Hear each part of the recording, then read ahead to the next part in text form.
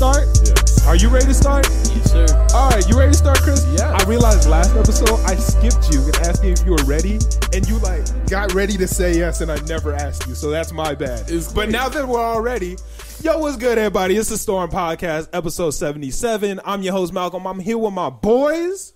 See dualistic. Don't worry about the specifics. Wow. I was going to ask you a question about it, but that would be worrying about the specifics. About the specific Moment of silence. Bro, that's directly, I was thinking in my head before the podcast, don't blow it. Don't blow it. I was like, that's that one word that if you try and say it too fast, you're gonna blow it. You're gonna be like Pacific. I said You're gonna either say the wrong word or you're just gonna blow it. Yeah, fuck that shit up. Let's get through the rest of the intro. All right, it's your boy Big Oof in the fucking house. You're in the house? I'm in the house. Gang, gang. Yes, sir. It's Vermilion. That's it? Yeah. Everybody else added the spice, the flavor. Where your spice? Did you not hear the specific? Oh. That was part of it. Okay. All right. That was the sauce. That was the season. Yeah. He fumbled, but he was fumbling into the sauce. Exactly. Okay. It was like a fumble, but like a lateral in the same way, you know? Yeah. Yeah. So go ahead, add a little sauce. Yo, what's up, everybody? It's Vermilion. You know, the cleanser of all sins, the Father, the Most High. Nigga loser, bro. Why? You want me And to then lie? now you go. You kick the So, energy. yeah, he don't want me to perform, but then when I do, he want me to lie on camera. Perform right. Damn. Niggas can't just perform correctly. Oh, dude. All right, man. Let's get this episode kicking off. Yo, before we do anything, do y'all know what day it is? Hump day. September 4th. September 5th. I am officially deeming this day to be King's Day. What the fuck? This episode is all about the Kings. Chadwick Boseman, Big Sean, Kanye and Nick Cannon, Tyler See, it's King's Day. And it don't matter what day you listening to this episode. Ferg. It don't matter what day you listen to this episode.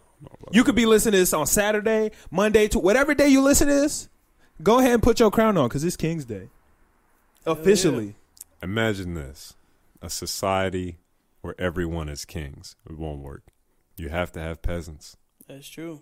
We talking about the kings, nigga. true. If you listening to the Storm podcast, you don't have you a to king. have peasants. You do not have to have peasants. I'm telling you right now, You can have if you all right civilians. You don't There has have to to be a have lower peasants. ranking. If you're it right has to be. here, What right is a now, king if everybody's listening on the to same the level? Storm podcast, Look, you if are a king.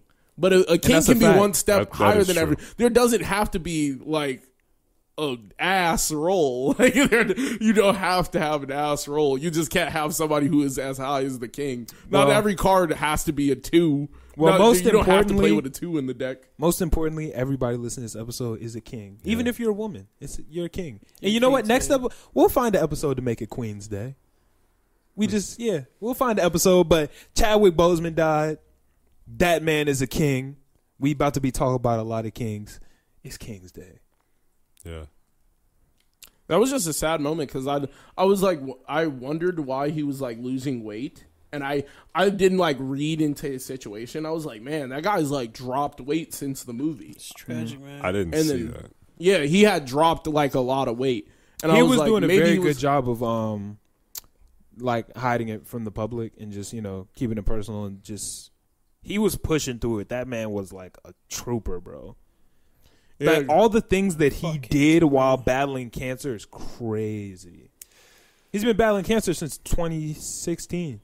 Wow. Yeah. When did Black Panther? And he got it. It was like diagnosed in 2016. So he probably had it for a little bit before then. Right. And was he doing any movies 2016 during the diagnosis? Or? Dog. Dude, Civil War, Black Panther. No, I'm not talking about after or before. I'm talking about like when he got the diagnosis. Did he like go into that year doing a movie? Because that would Probably fucked my mind up. 2016. Because if I was diagnosed with cancer and I was like in the middle of a shoot or set to do a shoot, like sometime in that quarter of the year, I would not. But that just shows how much of a king I he don't really know. is. I feel like it would push me to do it more or to do it to my best ability because this is my chance to like leave my name on history. Like this is my shot. So if I play this role to the best of my ability, if I do everything I can, I like I will be written down in history. Like he played Jackie Robinson, didn't he? Yeah. So like I think he played that probably back in like 2014, something like that. either Yeah. way, like No, yeah, I know. he's been putting in good work, but he's next really, level, like, man. Next left level. his name and he's stapled his name on like the history books, and that's what matters. So like, if you knew it was your last, like this could be your last rodeo, are you not gonna give it like everything you got? That really depends on who you are, I think, because some people I know they would like prefer to spend that time with family. Not saying he didn't. I don't know what he did. Yeah. The movies that I saw. That says a lot about his character. Yeah, 'cause no, it he does. kept doing what he was doing. Right. What Yeah, would you rather to the end. die doing what you love? Or, Yeah. Yeah, that man was a real king. This one hit me different because for people who like have known me for a long time, Black Panther's been my favorite superhero before like people knew about Black Panther, you know, before he was mainstream. Black Panther's been my favorite superhero since like 8th grade of high school, or 8th grade or freshman year of high school. I can't talk this episode. He's 8th grade of high school. Yeah, like I'm talking like 2013, 2014, Black Panther's been my favorite superhero. So this one hit me a little bit differently. I first saw him on the Get On Up movie where he played as James Brown. Mm-hmm. I like that movie a lot. Like, Yeah. that's a movie that I could watch back because James Brown had a very depressing, early beginning and a troubling career, even though his music was fantastic and he, the best, hardest working performer on stage. That's what they call him. That's his little moniker. Yeah, I've heard that before. Yeah. I fuck with James Brown heavy, and he really, really, really played him well. That's why I fuck with Chadwick. Chadwick Boseman is a good actor because you forget that it's him. Yeah, you do. You know? Like a lot of people, we talked about this with the Lion King movie. Beyonce's never gonna not be Beyonce. Like her You're gonna hear acting her doesn't make voice, you all forget types of- that she's Beyonce. When you watch Chadwick Boseman in a movie, this isn't Chadwick Boseman. This is Jackie Robinson. Yeah. This is T'Challa. This is James Brown. Like he can completely embody a character and get lost, or make the viewer get lost in it. And overall, just a king. Shout out to Chadwick Boseman. Shout out to all your fans, your family, your loved ones, everybody who's worked with you. Yeah, that's crazy, man. Yeah, that's a tough one. And it makes you think, like, what's going to happen with Black Panther, with Marvel now? Man. They can't recast him. Yeah. It would feel disrespectful in my eyes if they recast him. I would be even more mad if they killed him off, though. I would be kind of like, Yeah, I mean, don't even know where they go from this standpoint. Like, it's not like you could just recast him and put him in somebody else. Yeah. Or and if you kill him, I'm going to be like, nigga, what about Black Panther? So now there's no Black Panther, nigga? Well, the I'm going to situation- need at least Blade. Like, I'm going to need a black superhero somewhere. The situation as it stands, I think they started filming for Black Panther 2. So they've already like put money into it. So I don't know what they're going to do. Like maybe if they hadn't started filming yet, because I doubt they have enough for a whole movie. I don't think so. And even if they don't have enough for a whole movie, what I don't do know. you do? I think On the bright side, his entire suit is CGI. So you could put someone else in it. But you need Chadwick. That's what makes the character work. So, in another movie unrelated to the Avengers, in Star Wars, the Princess Leia, I don't know why her name is escaping me. The actor who played her had essentially died while they were like shooting that. Essentially died or like? She died. Oh, but- I was just wondering. I thought maybe she like left the country. No, I didn't no, know no, what you meant. Yeah. She died, but they recreated her face using technology for the rest of the movie. I So mean, you can. I know you can do that, but not for like the majority. it was for the majority of the movie. Oh, really? It kind of worked out because Oh, okay. I didn't know that. yeah, they had to I think they rewrote some of the script and then they Yeah, I'm just sure. cut her out for the majority, but it worked. I mean, that's what's up. So, I mean, shout out to Chadwick Boseman. Shout out to your fans, family, all the Marvel fans, everybody who's worked with you. Seeing everybody who has worked with him, like, say things about him, it's really, like, heartwarming. because people really talk about how great he was on set. Like, a lot of people, you can talk about their art and their work, but when people can really talk about you as a person and how you've changed their life specifically, it shows just how great of a person he really was. Carrie Fisher is the name of Leia, by the way. Yeah. Thank you. But, yeah, so rest in peace, Chadwick Boseman. We love you. I'm going to go watch Black Panther again. I've watched it like 3-4 times already. Me too. Yeah. I'm going to watch it again. Oh, I got the Black Panther socks on today. Had to show respect. King's Day. Got 2 black. They're different because I don't like matching socks. But yeah, I got 2 Black Panther socks on. Wakanda Forever. Shout out to Chadwick Boseman. That man is a legend. 1,000%. When I heard the news, I kind of didn't believe it. Me either. I was like, "Oh, come on, bro." Yeah. I was like, "That guy's healthy."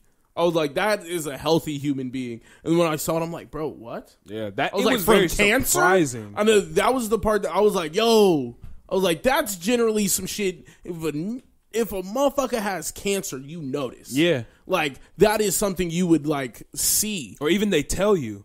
Yeah. He like kept it secret and was like, I'm not going to let this affect anybody else. Like, he was going to help people with cancer. Like, that was his shit. Like, the nigga was literally going into hospitals and making appearance and doing all these things while he had cancer himself. That's a GOAT. So what area of the body did he get it? Colon cancer. Oh, Yeah. fuck. Yeah. Yeah. Yeah. So, I mean, shout out to Chadwick Boseman and everybody. We love you. Yeah. King's Day. 100. This episode, King's Day. Chadwick Boseman, that is a king. No arguments. That's a straight up king. Facts. Little off topic on this one. We didn't get into our weeks or anything, but I have a question for both Vic and Chris and the listeners yourselves. I don't have this question for Thomas. Damn. But let me ask, what is the best brand of ginger ale? Seagram's. Okay. Or Canada Dry. All right. Canada Dry is hard. Canada Dry goes crazy. So we got Canada Dry from Yeah. both of you guys. I think Seagram's is pretty good though. Lock in your answer. Seagram's. Okay. You got Seagram's. Exotic. Fans, go ahead. Answer yourself where you are. Answer correctly, by the way. Me and Thomas have been having this debate for probably like a week now. Maybe a little bit longer than that. Right. Canada Dry is the best ginger ale. I don't know, man. Yeah. Seagram's slap, and by slap I mean slap. I don't disagree with you. I personally think that there is another brand better than Canada Dry. Nobody, no. Yeah, What? because Canada Dry is too fucking hardcore. Nobody wants to get kicked in the It's throat every supposed to time be they drink it. aggressive. That's what it's No, for. that is what it's for. Yeah, though. but- Yeah. like ginger is supposed to be that. But there's Aggressive. there's a It's supposed smoother to smack the back of your neck. there's a smoother aggression that you can get from Seagram's, from Yeah, Seagram's is Schweppes. very This nice. nigga loves Schweppes, Schweppes bro. is better than Canada Schweppes Dry, bro. tastes I don't know flat, what bro. y'all talking about. I don't know. I think this might be weird about me. Is I like flat Sprite more than I like McDonald's Sprite. Do me a favor, get the fuck out. Yeah, that was wild. I don't know. I can't like. prove it. I like to let my Sprite sit a bit, and let it get real cold. With It's the time ice for you in to it, dip, nigga. Spin it for a You little gotta while. go. Yeah, I'm sorry. Nigga know. gotta go. Yeah, you I gotta don't get like. out of here. I don't like the fizz because I always get like the nose bubbles. If you know what I'm talking about, when your nose gets real it gets like it burns almost. That's never happened to me. I guess that only happens to me. It's like a burp, but it's like your nose just burns. Nigga, you wired wrong. I don't know. Canada bro. Dry, hands down, best ginger ale. I know all the listeners. I know y'all said Canada Dry. Obviously, Canada Dry is decent. Canada Dry is lit. You I'm take just that not sip gonna- and it just The Seagrams, Smack the back of the neck. Ginger that on a hot ass Seagrams, day, bro. I love Seagrams. I think personally, Canada Dry is probably Canada Dry, Schweppes, and Seagrams are all great ginger ales. Canada Dry but is A1. I like ginger ales more than I like soda. More than I like soda. ginger ale is soda. Well, it's an ale. I thought it was an Nah, ale. it's definitely soda. But I don't know. if y'all ever Yeah. had Canada Dry mixed with the lemonade, Yeah, that shit is gas. Yes. that shit different. But, Imagine having a sore throat and drinking something that'll already like. No. I never drink that shit. Yeah, when I don't have drink a it with sore sore throat. Nah. No, Wow. But you could drink Schweppes on anything with a sore throat, with a But it's not bad gonna back. fix your ailments. Yeah, Canada Dry gonna get rid of your sickness quick. Canada Dry. And you know they just came No, out if your with bold. stomach, That's- if your oh my stomach They came out with Canada Dry bold. I'm never touching that in my life. That shit is gonna kill me. Canada I'm Dry not doing bold. That shit like That's- battery acid. it. No, fuck that shit. that shit go down.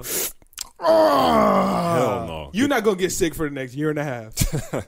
You Yo, never gonna catch I a don't cold know again. Why That shit that could be shit corona. fix your Oh shit! why that shit? That might be fix the your cure. stuff? I'd rather get it. Why though. does ginger ale fix your stomach? I have no clue. Like, if your shit's fucked up and you drink some ginger ale, you'd be like, all right. You'd be decent. You'd be like, oh, my shit my shit telling not you. hurting like that for real. I'm like, is it the ginger? Is it I don't know what it is. Hey, Canada I'm Dry, like, throw us a sponsor. We'll rep you. Schweppes throw us a sponsor? We'll rep you. Seagrams. Nobody gives a 100%. fuck about Seagrams, nigga. That shit is slack. According to this poll, Canada Dry is first and Nigga. Seagram's is fifth. Canada Dry is Canada Dry Schweppes is it, bro. is third. And they're sleeping on it because I don't know why Yeah. it's so low. It should be number 1 or Canada 2. Dry is just the most known gas. ginger ale. Yeah, it's just All right, well, Yes. this That- conversation that's like wasn't meant saying, to like. That's like saying, oh my god, everybody wants Sprite as soda. No, it's just the most known soda. It's either that or Coca-Cola. I didn't think like- we were gonna get into a deep dive about the Nah, ginger ale. man. I was just trying to ask y'all and the fans, but y'all niggas seem aggressive about Right. the ginger ale. They know where I Schweppes stand. does hit though. Canada Dry seems aggressive for ginger ale. Hey, but if we talk about King's Day, that's another king. Canada Schweppes. Dry. Schweppes get swept under the rug. We nigga. gonna see. We gonna But- put it to the test. We didn't even talk about our weeks, but did anything happen? I know y'all same week every day, y'all. Yeah, it was alright. No, Same old shit. Yeah, man. y'all niggas don't have shit to say about your week, so it don't matter. I've been thoroughly explaining my week for the past 2 episodes. Well, I've how was been your saying week? my How was your week. week? How was your week, Vermillion? Wait, nigga, I didn't do what? shit this week. When did I not say my week? When Go do I ahead. be like, nah, I didn't really do anything. It was just kind of hot outside. Yeah, I well, never do that's that. kinda he what never you be does on. that. He never No. does that. I never your do shit- that. You're on some other right now. All right, well, how were you guys' weeks? We kind of got into it, so we It can was keep the kinda weeks hot brief. outside. No, It was kind of hot. Yeah, it was definitely kind of hot. But it started cooling down this week, which I fuck with. For sure. But I'm not ready for the snow, which will Nigga, probably 3 next- weeks ago, this nigga was excited for snow. No, but I'm not ready. I'm so not you're excited ready. but not ready? Yeah, you No. Yeah. I said it out loud. It made sense. Yeah, you being excited and ready are two different things. Why are Yeah. we talking about snow? It's September. We live in Chicago. Have you forgot? Yes, sir. We get snow in September. We got Yeah. snow in May. Probably will. What? We had snow in May. So, like, why would we not get it? Did Like, we? Maybe yeah. we did. Yeah, We had snow in May, so I would not be surprised with snow in September. Oh, When was the last time we had fall, Thomas? I don't know. Yeah, Yesterday. no, But that's the last day. yeah. We don't get fall around here too much. So No, that's facts. What about you, Millie? I got 3 components to a computer that I'm building. And this is which pretty, 3? Oh, man, I'm sure the fans are on the edge of their seat. Yeah, man, they're excited. Let's hear. So interesting, bro. Let's hear. No, fuck y'all. I'm not even gonna say it. No. We're I excited. wanted to know. We're waiting. You're Tell us. butthurt. Tell us. All right, I'll tell Chris. So, Chris, Yes. I got an AMD Ryzen 7. Wait, which one? The 3600? No. 7, bro. The 7? The 7? The AMC? Nigga, that's better than the You said AMD. AMC. That's the movie theater, Hell nigga. yeah. That's the movie Jesus. You got the 7, bro. What else? No, I theater. decline. Just which 3 parts? GPU, CPU. GPU, CPU, and a motherboard. But no, you got to Oh, tell so you us. have the most which important one? I'm parts. not telling y'all. You're not. No, we need to know. It's over. Y'all need to know shit. DM me, Oh, fans, shit. if you want to know what I got. I I'll want to put know. y'all on game. I kind of want to know the DM me. GPU. Nobody's gonna fucking DM. GPU is a GTX 1660 Oh, it's- Super. Oh my god, the Super? It's the Super. Oh my, the 16 Super? Is there? I heard that's better than the 15 Super. There's no 15. Come tough. on, man, it's a joke. Chill Yeah, out. that's tough. That's tough. God See, damn. you trying to be sarcastic. That's on it. crazy. At least have your facts. Jeez. It was a 1060 before that one. Yeah, Niggas yeah. don't know their God science. damn. Niggas don't know their What's science. the last piece? What's the last Niggas. piece? I'm waiting, bro. It's I'm a waiting. motherboard. It's a motherboard. What is it? I don't you know. you would have no. Damn, clue you if don't know? Yeah. It was probably That's an crazy. X370. That's crazy. It's like a tough motherboard. TUF. Yeah, it's Nigga Asus. don't even know what fuck he talking It's about. it's either a B450 or an X370. I'm a kind of a nerd when it comes to that shit. I love computers. Yeah. All right, boys. Well, we got Chadwick. We talked about Chadwick Boseman, R.I.P. Wait. If we're talking about computers, though, we might as well talk about somebody who blew up the internet. Yeah, Big Sean's album. I didn't think that blew up the yeah. internet. I'm not gonna lie to you. Yeah. I don't know, man. I was talking more It was like kind of hot, man. That's like that's like a C topic. We waiting on that was like a C topic. But we gonna get to the A topic because what day is it? You might want to turn my game down. Because what day is it? I'm asking you. Thursday. No, what day is it? We declared it. King's Day. King's Day, nigga. this Let's nigga go. is excited. The Kings. All right, you can turn me back up. Okay. God damn. I bet. Let's get in this Big Sean album. What y'all think? Chris. We all listened to it. Well, All right. I don't know if Vic listened to the whole thing. I think he listened to I one listened song. to the whole thing. Let's hear. Let's rate it That first. shit was some fire. Let's rate it 1 through 10. 1 through 10. 8. 8. Okay. Vermilly. 8. 8. You listen to one song. No, I listened to a couple, Yeah, but I'm not. yeah. I'm not a big Sean fan. So rate it. 7. Okay. 8. Okay. 7.5. I'm running it up with a 9. Of course. If I'm giving Extras Tape a 9, this is up there. This is up there. You see. This is up there with Extras Tape. He's got to get the strap ready too. So Go all of your ahead. scales are together. It's not like a Big homie cake, scale man. and like. Normally it's a homie scale. I had to rate extra shit on the regular scale. Oh wow.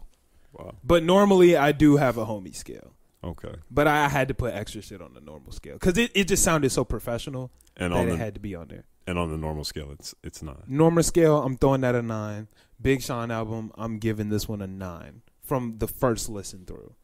Okay. I don't know if I could rate like extra shit on a normal scale because I feel like his music is very niche. That's crazy because we literally have you on tape saying you're rating it on No. the normal scale. Like I know that I rated it like but I know like other people would hear it, and I guess I'm into that type of music, but not a lot of people are. Well, when I rate projects, I'm rating this for me. And for me, Yeah. this Big Sean album, I'm giving it a 9.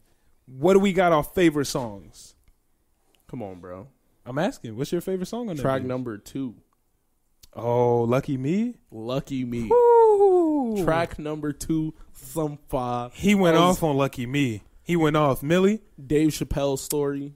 That don't. What? No. That's number 2. Jesus. The rest of that was ass. Damn. Yeah, you're tight. That's an 8 though? Okay. just What you got? hating. What you got for Millie? I gotta say I'm gonna look through the It was checklist one more fire. time, but I'm pretty sure I know which one I'm going the with. Lil Wayne feature. Yeah, that's me. Yeah. Lil Don Wayne- Life. That The shit Lil was Wayne feature was crazy. hard. Don Life was my shit, nigga. Don Life is up there. Lucky Me is up there for me. I just like Lucky Me because Harder Than My Demons. He got was- so in his bag. that nigga Friday Night Cypher though. That shit was hard. That shit's hard. It was a little too long for my liking. I agree. I don't think everybody needed to be on there, but the ones who were on there, it was a Detroit. It was a Detroit song. Yeah. Yeah. But Big Sean snapped off on that bitch. Roy snapped off on that song. T Grizzly, Sada Baby. Yeah, no, those were like the top 4 from that song. And I got bored when M started going. Keep it 100 with you. Sada Baby. M rapped for too long. That guy knows how to rap. Hell yeah. That guy knows how to rap. Hell yeah. Entertaining as fuck. Yeah. Hell yeah. He built up a lot of hype for this shit. I think it was worth the hype. Yo, and can somebody please explain what the fuck was Hit Boy on? That nigga lost his goddamn mind. That nigga was. Those beats were like ridiculous, the production, bro. I'm not gonna lie. I really like the production. Oh on my it. goodness. Hit Boy might fuck around and change my list of favorite producers. Hit Boy definitely cracked top 5. I don't know. I don't know who I would put in my top 5 producers. I don't know if I either. would throw him up I don't know there either, but off I know Hit that. Boy's cracking top 5. Off of the Nas album, off of this nigga Hit Boy got it.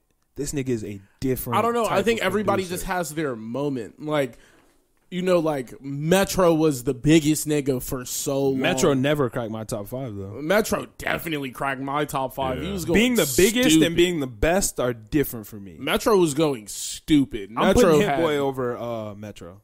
I don't know if I could do that. I'm giving it to Hit Boy over I would Metro. not put Hit Boy over Metro. I'm not putting him over Turbo. I'm definitely not putting I'm putting Hit Boy over I'm not Turbo. putting him over Zaytoven. I'm not putting Hit him Boy over, versus Zaytoven's close for me, but I'm gonna give it to Hit Boy. Yeah, you're wild. But Zaytoven You're- is cold. You're wildin'. Wow. Not putting him over Pierre. I'm putting him over Pierre. Definitely not putting him over. When Kanye West is taking your beats, I think we have something Well, to say about he's you. not going over Kanye. Kanye's my favorite producer. Yeah, Kanye's up there, but I was just talking people who strictly do like making beats and such, like non-rappers. Well, Kanye West, in my mind, is the best producer, whether he raps or not. Yeah. He's That just, nigga's he's cold. great. But Hit He's great Boy at music. lost his fucking mind. Hit on Boy some was of them going beats, bro. stupid. But you saying Metro not being top 5 is blasphemous. He's not in my top 5. I mean, there are people who at could one like, point. there are people who could fit the 5. He could probably be like somewhere in the 10s. Yeah, Metro's top 10, not top 5. No, I No was way. saying like you said Metro never hit top 5. He was never in my top 5. Yeah, that's crazy. Metro's he top was 10. definitely top 5 in the game at one point. He was just like he was doing everybody shit. Like everybody was getting Metro beats. To me, that don't make you just because you're doing songs with everybody. Don't And you got automatically make hits? top 5. You got hits. It's just Metro not for was me. going crazy. I'm not even saying it's not for me. His beats Look just at that weren't the extensive best. list of hits. His Look, beats look, just look, didn't make it on the top for me. Nigga, what? That's just me though. He had a whole tape with your nigga. And the beats were hard, but they weren't top 10 material. Your nigga recognized. Your nigga recognized Yeah, he did. talent. He did. Your That- nigga recognized. That's fine. That's all but I gotta I'm not say. Big Sean. Contrary to popular belief, I'm not Big Sean. It's not. I wouldn't say it's popular belief, my nigga. I know. Inside joke that I Anyway, the Big Sean album, that nigga went Bro. crazy on this bitch. I'm gonna be listening to this bitch for sure. As of projects that dropped this year, I can't think of any projects that I would have over this. I'm gonna give this best project of 2020 for me right now. I'm trying to think about who dropped this year, bro. It always falls off my mind. I'm gonna put this project over my previous number one project of the. I gotta listen to it more times. I gotta listen to it more before I can say that. Legends Never Die was my number one. I gotta listen to it more times to decide if this is better than Legends Never Die or not. What else dropped? Eternal Take. Those are probably the two contenders were The Eternal Take and Deluxe. Legends Never Die. One of Deluxe was so gas. I fucking love that shit. Oh yeah, that was fun. Well, One for of me- Deluxe was gas. Not the regular one. Regular one was like, this is okay, but then he dropped the Deluxe and that shit was gas. For me, I gotta listen to it more times, but I think I'm gonna end up putting this Big Sean album, if not best, second best. I gotta listen to it and Legends Never Die back to back to see which one's gonna take that crown for me right now. But this album was great. I'm waiting on my merch to get here, bro. Dreamers 3 was this year? No, Yeah, then why does that pop up that it was this year? I don't know, but maybe they dropped the deluxe or something. But Yeah, they did drop a Deluxe, didn't they? They Yeah. dropped a whole second side. Never mind. they probably did. that But shit was gas.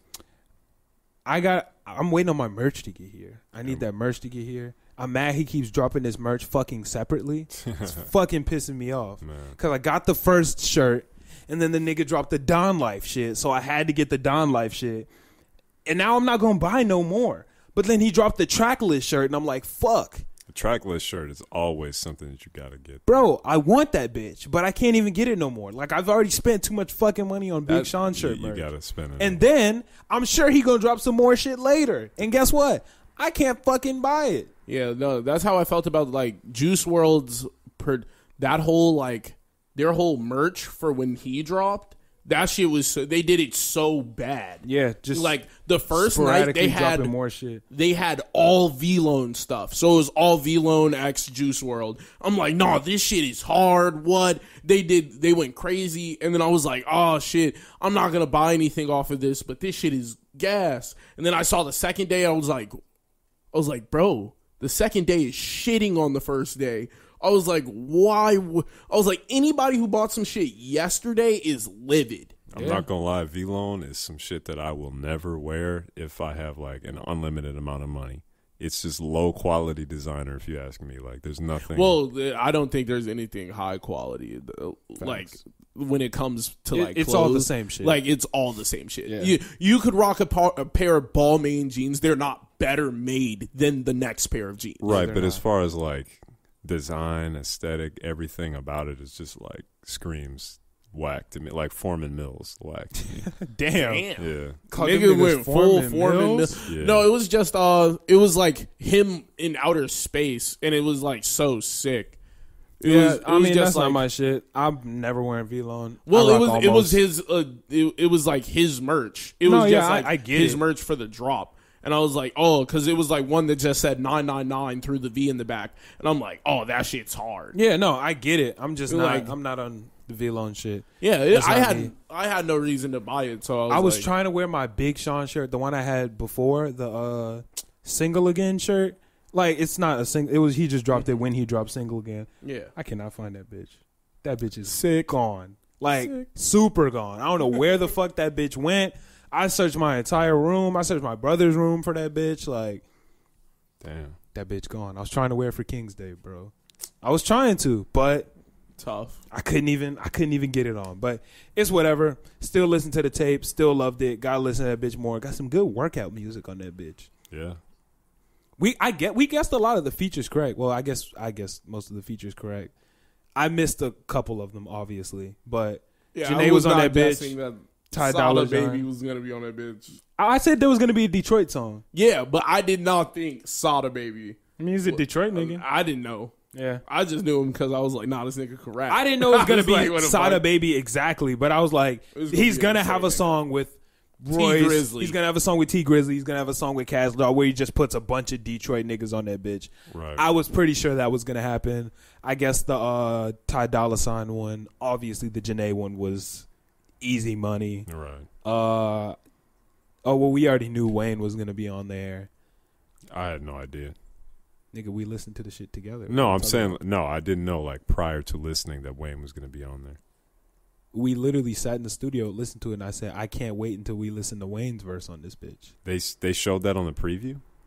He said Don Life featuring Lil Wayne preview. I didn't see that. At And all. me and Saint Boulevard were sitting there like, can't wait to see what Wayne does on this. I must have been tuned out. Nah, nigga, don't be I listening. respect it.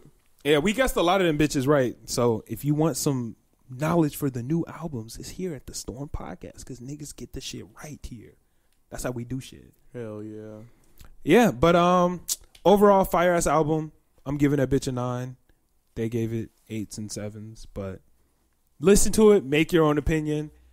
I think Big Sean don't get enough shine. I think he need to get a little bit more. I definitely think he deserves more respect as a rapper. Yeah, he's definitely, I feel like he's underrated, but a lot of that comes from like, he's not super media driven or media heavy. No, I think the problem is he just doesn't have that one, like, he doesn't have a standout album to me. He doesn't have some shit like, nah, nigga, in 30 years, I'm going to come back to this and be like, oh shit. Big Sean has always been like a single artist, so his singles from his albums will pop. Yeah. And go top chart shit like I Don't Fuck With You, Yeah. Marvin Gaye and Chardonnay, like his Bounce Back. He always has a single that hits the top of the charts, but his albums don't they're not, his albums have never been super mainstream. Yeah, I just need him to drop something that like staples his name, like something that shows me that he's going for number one. Like I know in 10 years I'm going to go back and listen to Section 80. I know I'm going to go back and listen to like Good Kid, Mad City. Yeah, like those are classics to me. Like I'm going to, I know I'm still going to be bumping Kendrick in like 20 years. Yeah, Kendrick and J. Cole both have had albums that were mainstream, like just super mainstream album.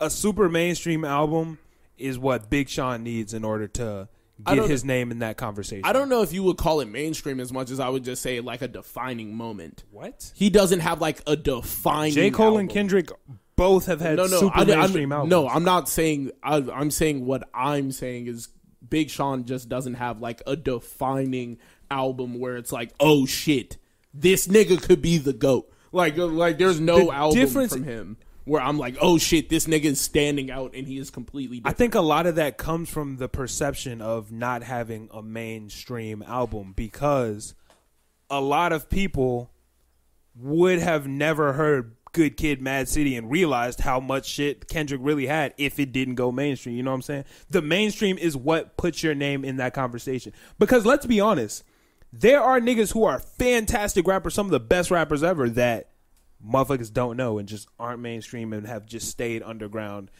and that we may have never heard.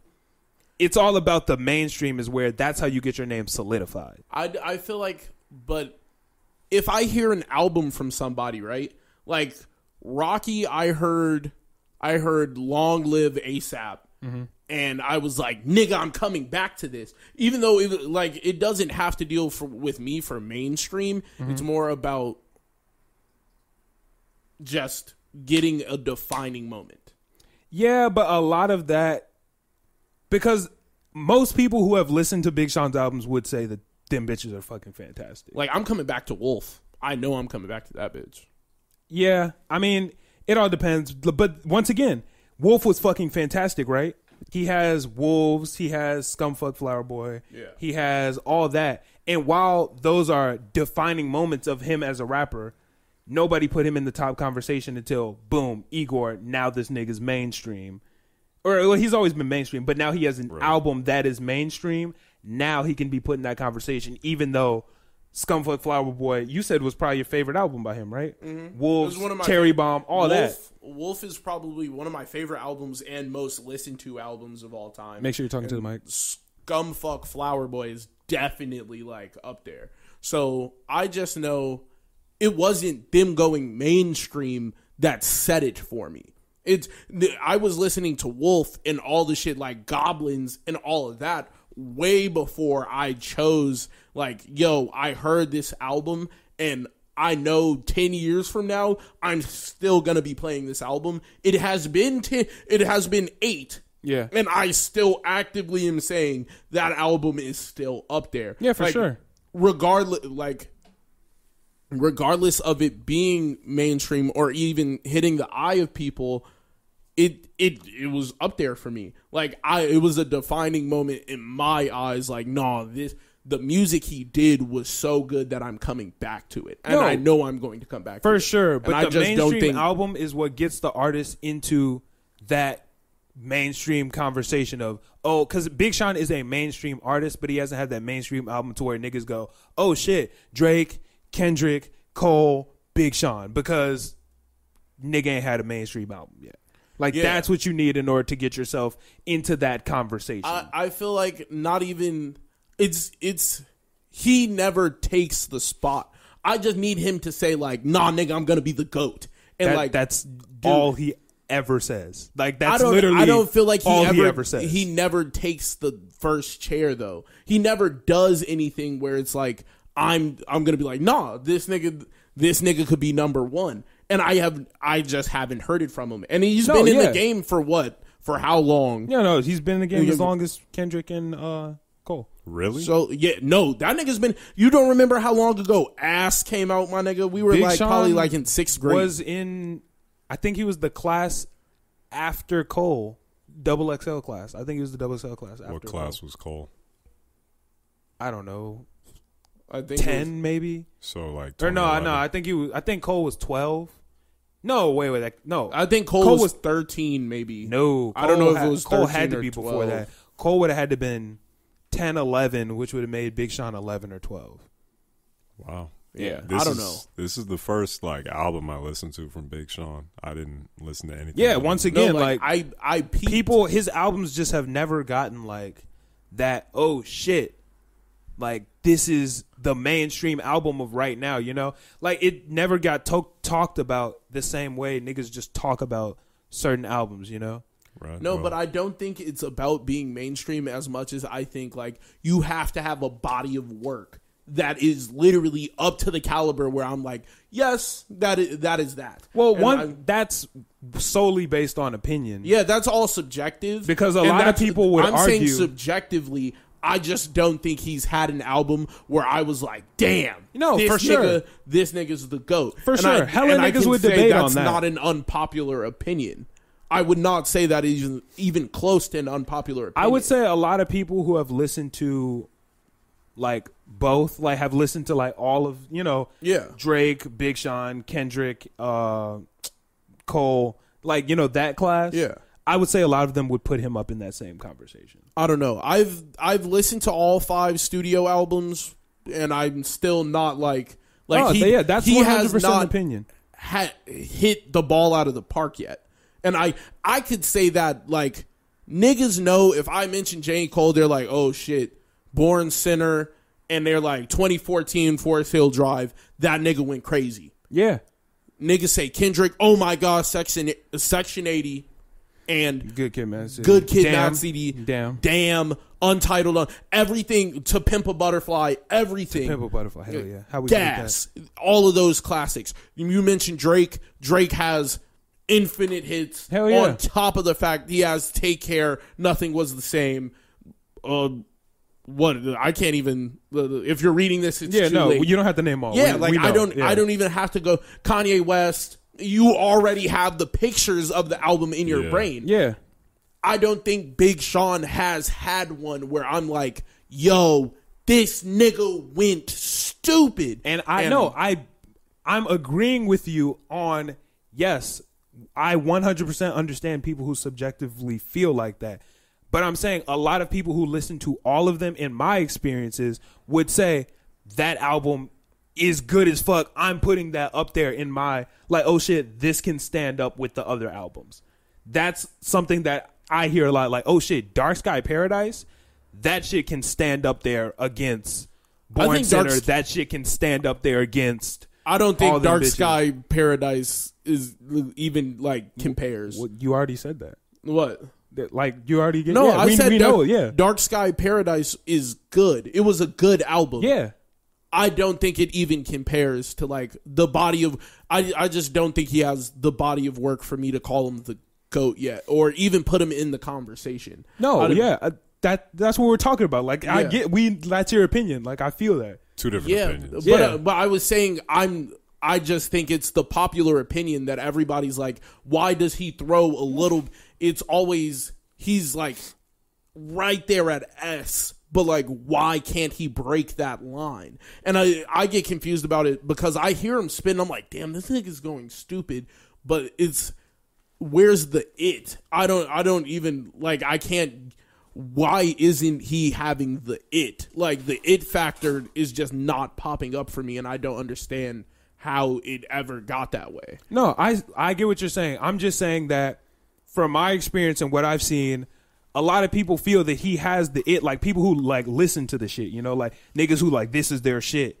He has the it, but his it hasn't been recognized by the public yet, and I don't know what would go into that, but that's from the niggas who I know who are like, yeah, of course I'd be listening to Dark Sky Paradise. Yeah, I've listened to Born Sinner. I listened to fucking Matt Good Kid. You know what I'm saying? Yeah. Like, it's up there for a lot of niggas, but it's not up there for the, I don't want to say the casual listener, but like, I would say like to Big Sean, I am a casual listener. Yeah. I have listened to his music. I just don't think it collects with me the same way. Like I know Eminem is an S tier rapper.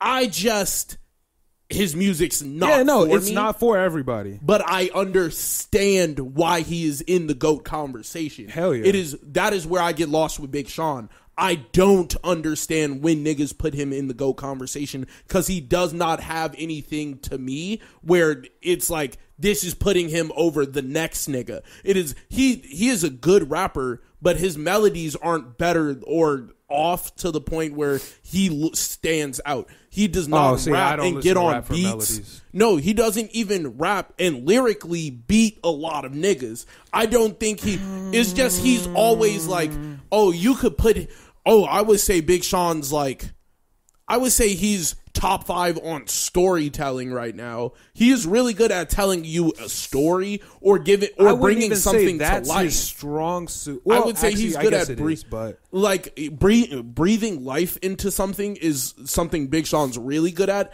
But I don't feel like. I feel like all rappers are really good at breathing life into stories. Well, rap into.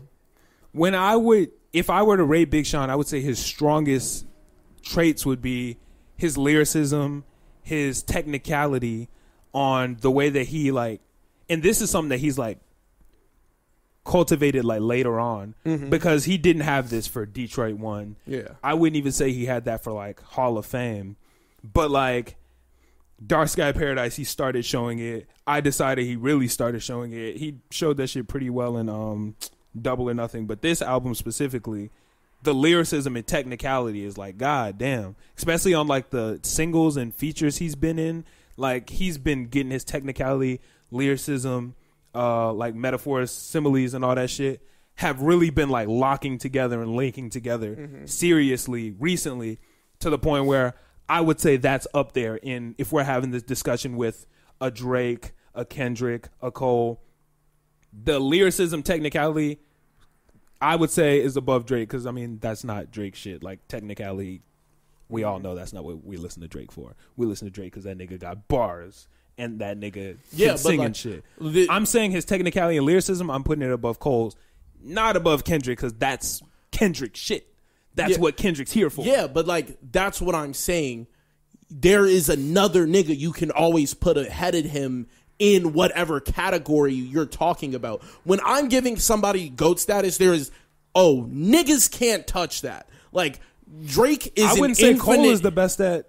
No, I wouldn't say Cole. Like, what would you say Cole's best stat is? Cole's best stat is probably like... storytelling. Yeah, I'm giving that to Kendrick and Drake. I would not say... Kendrick might be a better storyteller than J. Cole. Drake, I don't think is a better storyteller than J. Cole. When Drake get on his talking rap and shit, nigga, you be in the story, nigga. I'm saying... Nigga, you be reading the book. But... in the movie. He can build, like... J. Cole will build a world around you. That is something that not a lot of niggas can do. I think Big Sean really works on, he can build a story that you just completely get immersed in.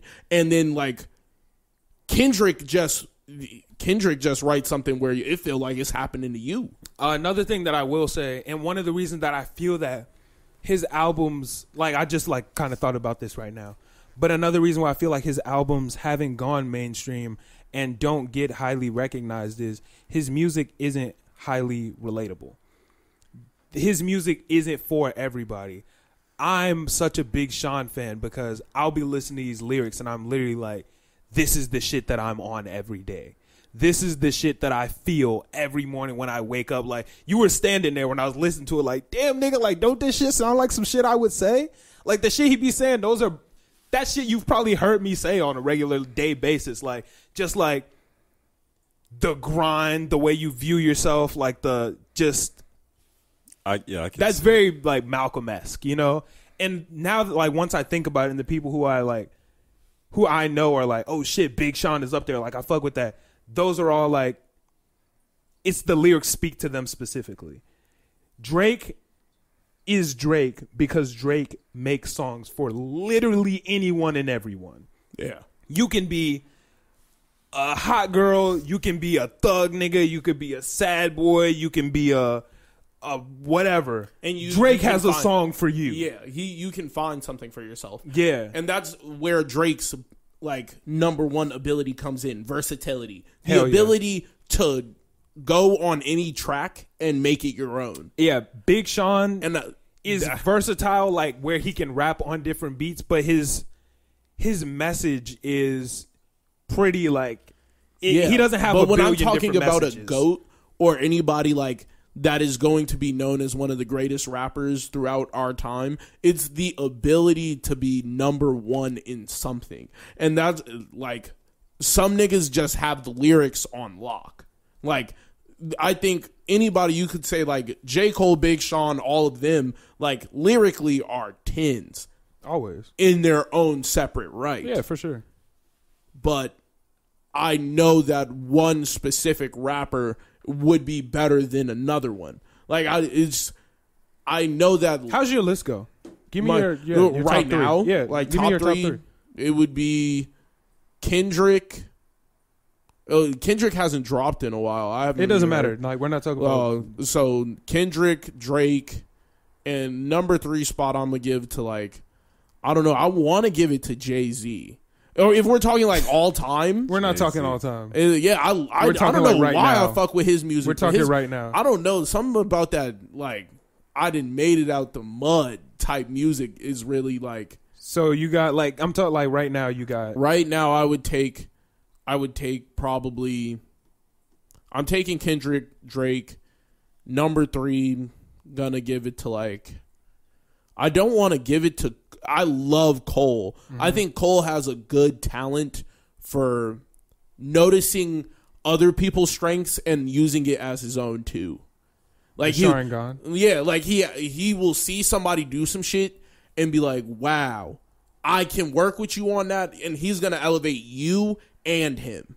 Okay. So that's why I like to give him the number 3 because he has like the playmaker ability, the ability to like make everybody on the floor a goat. So you got Kendrick, Drake, Cole.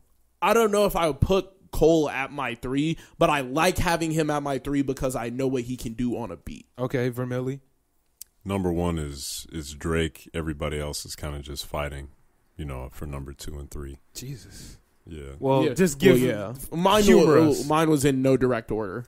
I'll throw in a Kanye West for current. Yeah. Okay. I think his old body of work is better than his current. Yeah. Let me ask how you have current Ye up there. So current, I'm taking that from like 2012 to 2020. That's not current. Okay, so current is in like the last year. That's 8 years ago. I listen to music from far back. I would say that's is current a little bit different than everybody else's. From 8 years back to now, that's kind of like your body work from like the past decade. If we're talking current nowadays, 4 years, maybe even 3 years type shit. Okay, so 4 years, 3 years, I'll take Kanye off. I'll replace Kanye with J. Cole, and I don't want to say Kendrick because I don't really like Kendrick like that. I fucks with some Kendrick, bro. I'm gonna just say Drake, J. Cole, number 2, number 3 is up for grabs. Just keep. I don't know. I'm telling you. No. I couldn't give like. I can't think of anybody I would give the 3rd place spot to because I don't like. It's really just 2 niggas fighting for the top right now. It's really like I can only see Kendrick. See, for me, I wouldn't even say it's a fight. Yeah, like whoa. It's not really a fight. Like Drake has everybody. Like he has a foot on everybody's neck. Yeah, I would say there's just no fight. Like there's no fighting that. But in the sense of like rapping, like I'm talking like motherfuckers on the beat. If we're talking like artists. No help. There is no help for anybody. No help for anybody. You can't. You could like. If we're just talking numbers and shit like that, then you would throw Travis Scott into the conversation. Well, we're not. Like that's that. not what we're talking. But about I'm just talking about people with substance, like something that I'm coming back to this. See, and I'm trying with to think. Those lists. What's yours actually? Yeah. I mean, are we going like as objective you can get or subjective? Yeah, objective. As objective you can get, yeah. Obviously, I'm going Drake number 1. Wayne. I completely forgot about Wayne. I'll probably give Wayne my number 3 spot. I can't give Wayne number 3 spot for current. Yeah. He's been doing great current. Carter 5 came out what? That's pretty recent. Yeah, but Carter 5 was gas. I mean, has some hits on it for me, nigga. I got number 1. If I'm getting it as objective as possible, I'm giving Drake number 1, Kendrick number 2, number 3. Damn, I was hating on you, but like, there's no one to like feel that there's no standout number 3 for like the objective best. Yeah, like there isn't one. If we're going technically objectively best, Drake, there's no doubt. Kendrick is fucking fantastic, and that there's no one else who can even like get close to there. I feel like the candle is just so like burnt out on the number 3 spot because there's so many niggas you could choose for number 3. Yeah. Like, and number 3 isn't like a coveted spot. Like I don't. Everybody's stats is currently like a lot of the niggas at the top are 99s and like 98s. Yeah, I mean, if Drake is on floor 100, Kendrick is on floor like 95, and number 3 would be at like floor 80. You know, like there's just such a gap between like everybody else and these niggas. Yeah, that it's like, yo, it's hard to choose an objective third because it's like who. Like nobody else is competing. Yeah, like, I don't think anybody else is competing with the level of music that they're putting out. And the Drake, only reason I would actually say has been slipping a little bit on his music. Like his music hasn't been the way it was. But I'm waiting on this album. Yeah, I mean, the reason that I'm not gonna give Big Sean the objective third is once again just how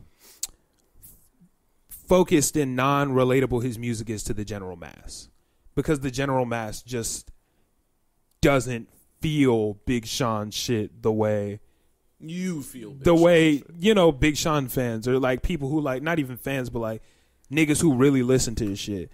Niggas don't feel it that way because my mom isn't gonna feel the Big Sean lyrics. You know, my girlfriend isn't gonna feel those Big Sean lyrics. While they can respect it technically, they're not going to feel it the same way anybody's going to feel a Drake lyric. So as a... Okay. Oh, no. Go No. You go ahead. So as a first-time listener to Big Sean and somebody who, like, listens to rap, he had made a good first impression on me. I'll definitely go back and listen to his older once projects. again, you're in the same bag as... That music also embodies you. Like, his lyrics embody your personality. You know? Right. So when I'm saying people who, like, champion Big Sean and really like, oh shit, like this nigga's really rapping, those bars are the type of bars that hit you. Right. Yeah. I don't know. I just feel like his bars don't, it's not like, it's all shit I would expect somehow. Like I hear the shit and I'm like, and like you can jump to the conclusion at the end of the bar what he's about to say next. Like I can kind of jump to that conclusion and I'm like, that kills me when I'm like able to guess the next bar. I'm not guessing the next bar, and that's my shit. I don't know. Like I'm pretty good at freestyle rapping. Like I be hearing him speak, and I can guess the next bar, and I'm like, oh, like I mean, I'll be disappointed on a line or two, but sometimes Sean will throw some shit where I'm like, damn, that was alright. But that I don't know. It's just maybe his music wasn't really for me. Yeah, no, that's what I'm saying. Yeah, his music isn't for the majority, you know? And that's why I feel like he doesn't get the credit that I personally feel that he deserves. But I feel like a lot of people's music isn't for the majority. And like Jay-Z was noticed as one of the best rappers, and I would definitely say that nigga's music is not for the majority. I would say it is. I don't know. I would say it is. Yeah. I'm not jacking that Jay-Z's music was for a majority of people. But I don't know. Then again, you know, it was different times when he was super popping. Yeah, like that. The rap Bible was a lot differently about how things would go down as far as who listened to your music. Yeah, facts. Because it's not even available to everybody. You know? Yeah.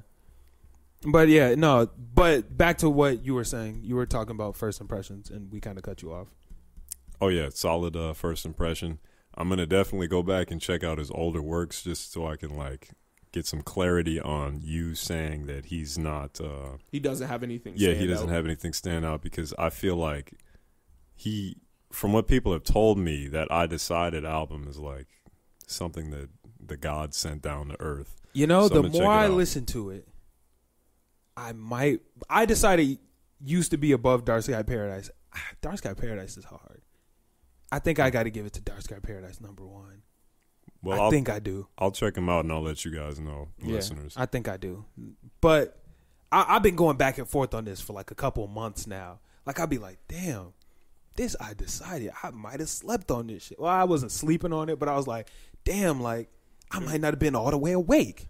But I do think that part of the reason I haven't heard that or any of his other works is, like earlier you said, he's not a big media presence. He's not involved in a lot of drama and shit. So, yeah, like, he's a mainstream artist, just like his name. His music is strictly mainstream. His personality isn't really mainstream. Yeah. Well, that's just based off his personality, and like his name is mainstream. His singles are mainstream.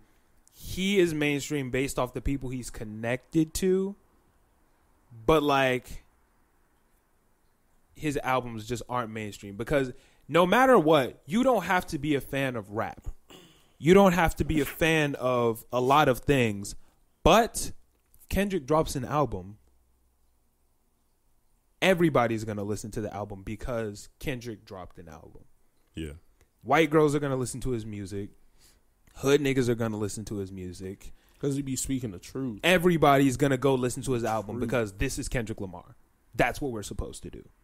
If J. Cole drops an album, everybody's listening to it. This is J. Cole. That's what we're supposed to do. If Drake drops an album, it's already number 1 before that bitch hit the charts. Yeah. Like, the that single bitch got that bitch at number 1 already. I think he dropped Scorpion at number 1 because of God's Plan. Yeah. God's Plan, it dropped number 1. That's ridiculous. Like, that shit is crazy. Like, that's what it's supposed to do. And like, there are a lot of artists, not just Big Sean, who don't have that. And that's what holds them back from being that. Yeah, but I'm saying we know. Like, we don't have to keep going back and forth on it. I'm saying, but why? like you can say that, oh, his music's mainstream, this is mainstream, this is main, then why doesn't he have one? There's like the considerable question, why is there not Why one? doesn't he have a mainstream album? He's not making music for everybody. No, yeah, but if you throw that out there, there's a lot of people who don't make music for everybody who has that album. Everybody, like, people have that album that just worked. Because a lot of it, and this, I don't want to say, let's see, what's the word to use? I don't know what the correct word to use is, but a lot of people are sheep. And if these 4 people say this album is cool, boom, everybody's fucking listening to it no matter what. So once a person becomes cool, oh shit, let's all go do that. And a lot of it has to do with label shit. A lot of it just has to do with just social currency type shit. That's kind of just what it boils down to. I just feel like for a person who has dated A-list celebrities, has like done things that has had number 1 hits, has done this, for you to not have that album where everybody's like, oh no, that's the hardest one. Like, but when you have that album, let's say, boom, this album's hard as fuck. This album, oh shit, like, yeah, that's what's up. Not as many people are going to listen to it, whether it's better or not. Whether this album could have been the greatest album of all time. Drake's album could be the worst album of all time. More ears are still going to hear Drake's. Yeah. Yeah, but even then, but that's the thing. I still think if Big Sean were to drop the greatest album of all time, people would notice it. There's no way there's no way people are missing that, and Big Sean has the numbers that Big Sean has. Big Sean has a lot of he has a way bigger following than a lot of people. And he has a big enough following to the point where like he stays at least A-list. Like Big Sean is a big name. No, yeah, Big Sean is an A-list rapper. But the confusing part to me is how does he not have that defining moment? I think it all falls into the social. I think it all falls into the social aspect of it. And I think a lot of that falls into another piece of it is potentially that they all came out around the same time. Kendrick, that's very true. J. Cole, and Big Sean were all around the same era. J. Cole has 2014 Forest Hills Drive. Kendrick has, what would that have been? Would that have been To Pimp a Butterfly? What year did that come out? 2016? 2015? I think. Maybe. Okay, whatever. We'll go with, before that was Good Kid, Mad City, correct? Yeah. Good Kid, Mad City. Big Sean had Hall of Fame, which was not as good as those two. It wasn't. Hall of Fame is not, I mean, it's a decent album, but even for me, it's not a fantastic album. Yeah. Like, it's good, but it's just good. So at the time that they had those was a very crucial and pivotal point that Big Sean, Hall of Fame took Big Sean up 2 points. But everybody else got 2014 Forest Hills Drive took J. Cole up 10 points. Good Kid, Mad City took Kendrick up 11 points. So now, even if For Your Eyes Only now takes J. Cole up 5 points, Dark Sky Paradise can take Big Sean up 7 points, and he's still behind. Yeah. So he would have to be so much greater. But if he's even but equal that's what to I'm them saying. now, it's too late. He didn't hit a 10. The Big Sean threw a 7 and a. I was just giving random numbers. But I'm saying like if Big Sean throws a 7, where's his 10? I need him to throw. But even if he throws, throw a 10. Okay, I just gave out some random numbers. But let's say Dark Sky Paradise now with 10, you're still behind them. So you don't have as many eyes because at the end of the day, the niggas in the race, if we're watching a race on TV, they're showing that Ethiopian nigga in the front. They showing the Kenyan nigga right behind him. They showing the other Ethiopian nigga behind him. But is the camera ever going to pan back to the nigga in fourth place? The camera pans to the nigga who's running the fastest. No. And the camera shows the nigga in front. Like, when they see a nigga if I catching trip up, and I'm in first place, they screen. putting that bitch on me. No, I'm saying they open the widescreen when they see a nigga considerably catching pace. Why is there not been the widescreen yet? I don't watch. These are analogies. I'm saying, like, off of you've seen the Olympics, and when somebody's running and somebody is catching up, they go to widescreen to show you that another motherfucker is catching up in the race. They do not. I have not seen Big Sean throw anything to catch him up. But even if you have a lead on me, if you and I are going the same speed, it doesn't matter. You already have the lead. So Big Sean, I feel that at this point in his career, Big Sean would have to do something so drastic to get recognized in that place. Even if his shit is better than theirs, it would have to be crazy better for him to just get to the top. This has been a really good conversation, by the way. I've had a lot of fun. I wish I knew more about him. I mean, listen next week. Yeah. You can come back next week with the shit you got. I don't know, man. It's just I feel like anybody has the chance to catch up with the correct album. You don't have to be like the best nigga to like, oh, you gotta wash everybody. No, it's just you gotta have that one where niggas are like, oh no, this nigga's going stupid. Because regardless, there's 12-year-olds now who are going to look at the mainstream stuff and still see Big Sean, and they're gonna be like, and you know there is a kid somewhere listening, but I just want that one where everybody's but like, it's not. But Sean went crazy. Like, but a lot of the times it's not like, this shit I guess is you good. just gotta start out of the gate fast. But a lot of times it's not like, ooh, that 12-year-old kid might listen to it and be like, oh, this Dark Sky Paradise is good. This Dark Sky Paradise might be my favorite shit. But at the end of the day, all my friends' favorite shit is 2014 Forest Hills Drive. So now guess what I'm going to go listen to? 2014 Forest Hills Drive. And guess what's now probably going to be my favorite? 2014 Forest Hills Drive. Not a lot of people, this is just the climate that we're in nowadays. everybody just wants to do what's cool. In 2014, Forest Hills Drive was what was cool. It is what was cool. Kendrick, J. Cole, Drake. I personally liked Born Center. That's a lot of the reason why Drake is who he is today. Drake doesn't have to make any good music ever again. He doesn't. Because at this point, he's fucking Drake. And because he's Drake, he's gonna be Drake for a long ass time. I don't know, That's man. just the way it goes. I just feel like Drake isn't Drake because of his music. anybody's spot can be taken. Anybody can jug your spot. That is 100% the truth. And I just feel like Big Sean needs to jug somebody's spot, and he gotta. It just gotta be crazy drastic. It just has to be. No, crazy I just drastic. think he has to have that album where niggas are like, yeah, he's better than Kendrick. You But gotta at this have point, that album. you can't say that. You can't say that. Yeah, you can. just can't. Because guess Niggas what can niggas drop are gonna say? Fuck out of here. No, he's not. It doesn't matter if they And even then, heard it and or then not. you hear the shit, and you be like, oh. They're biased at this point. That'd be just like if I came in and said anybody is better than Drake.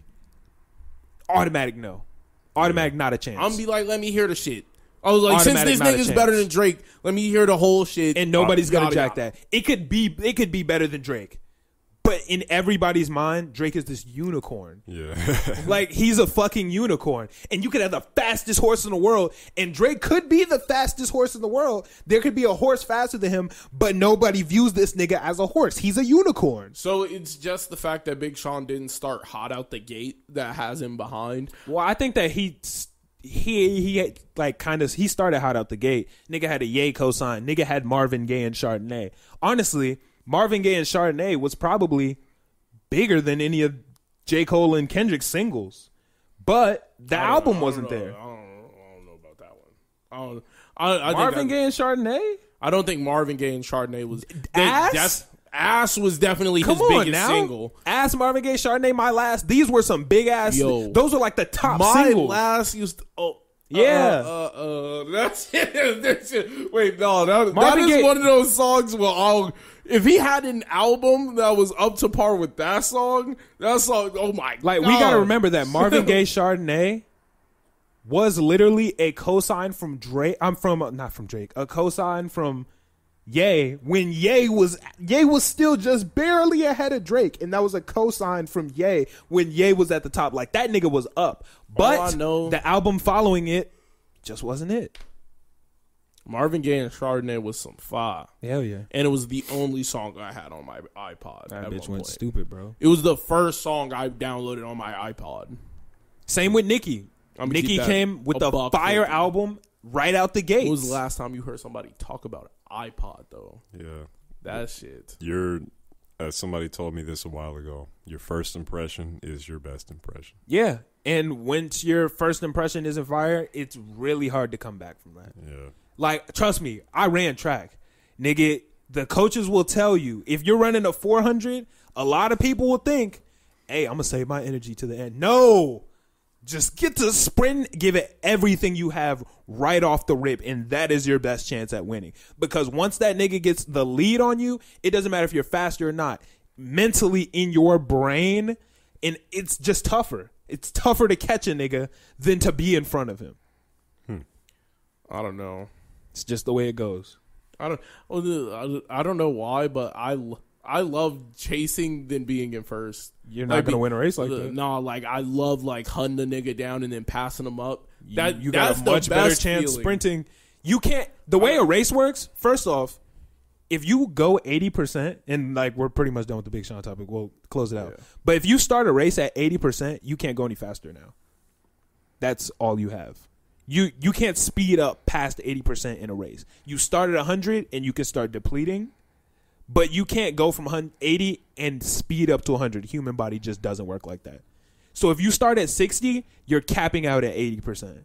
If you start at 100, you're going to start decelerating, but you can't accelerate past 80. It's just how human body works.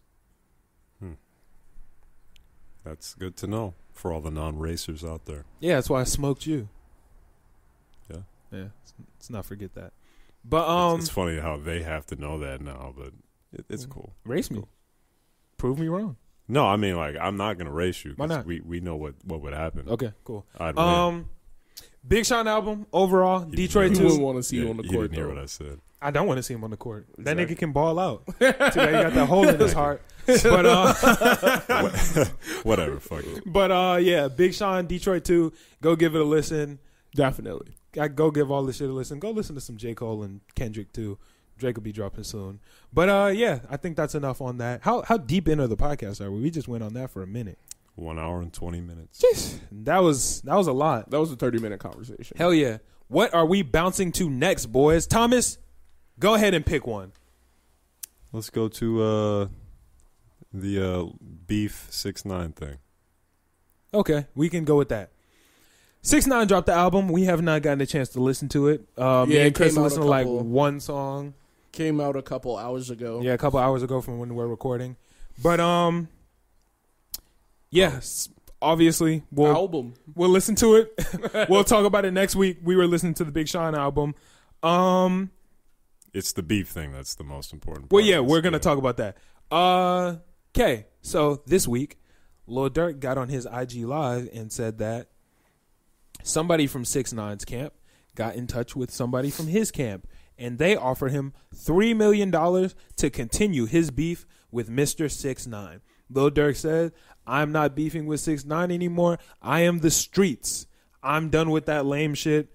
I'm not gonna beef with him no more." Well, to that I say, Lil Durk, you're either an idiot or you took that money, because I'm telling you right now, him doing this and saying this to an IG Live, way better for 6ix9ine's publicity than any back and forth beefing, tweeting on Twitter would have done. 6ix9ine, if this is true, and his camp did come to Lil Durk, they want to keep fueling it, because that's how 6ix9ine stays high. Is fueling negative shit. That's how he stays hot. This is the best he could have got at a Lil Durk. This literally, Like, this he is could the best. just say, he could get back on the gram and just say, you're stupid. That's what he did. We jumped you. We just got you to do exactly what we wanted. Fell right for the trap, bro. Exactly, like you Fell fell directly man. into it. You thought I was about to give you $3 million. Or he took the money. And this was the way he was paying him back. We don't know. I don't think he Maybe. did. I highly doubt it. But, I mean, it's a I would have took the possibility, I money. guess. I would have took the money, beefed with that nigga, and just, I wouldn't even beefed with that nigga. I would have took the money and just not beefed. I I feel would have been like, you're sick. Well, it would have been there would have been No, a I would have contract. not signed no contract, nigga. Well, I'm they like, wouldn't have given you the money without signing a Alright, cool. contract. I Yeah. feel like this didn't happen. He didn't they didn't offer him anything, because he's in a position now where you can make that claim and get away with it. But, and this very well could not have ever happened, and Lil Durk could have completely made this up. But would Lil Durk be doing this for his own publicity? He would be doing this to kind of, use Takeshi's own medicine against him. How Takeshi places Tekashi. I'm sorry, Tekashi. Keshi. He places that seed of doubt in all your favorite rappers, like how the G Herbo herpes thing. But it wouldn't. I think that doesn't work on 6ix9ine.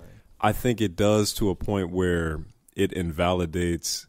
While the entertainment is still going to be there, it kind of invalidates. Because this the only fueled actual 6ix9ine. beef. Because the next day 6ix9ine got on his IG and started talking about, was like, all right, well, keep it 100. Lil Durk's team paid me $5,000, or they wanted to pay me $5 million to beef with him because his last album flopped. Ha ha ha. But it makes, but this makes it less.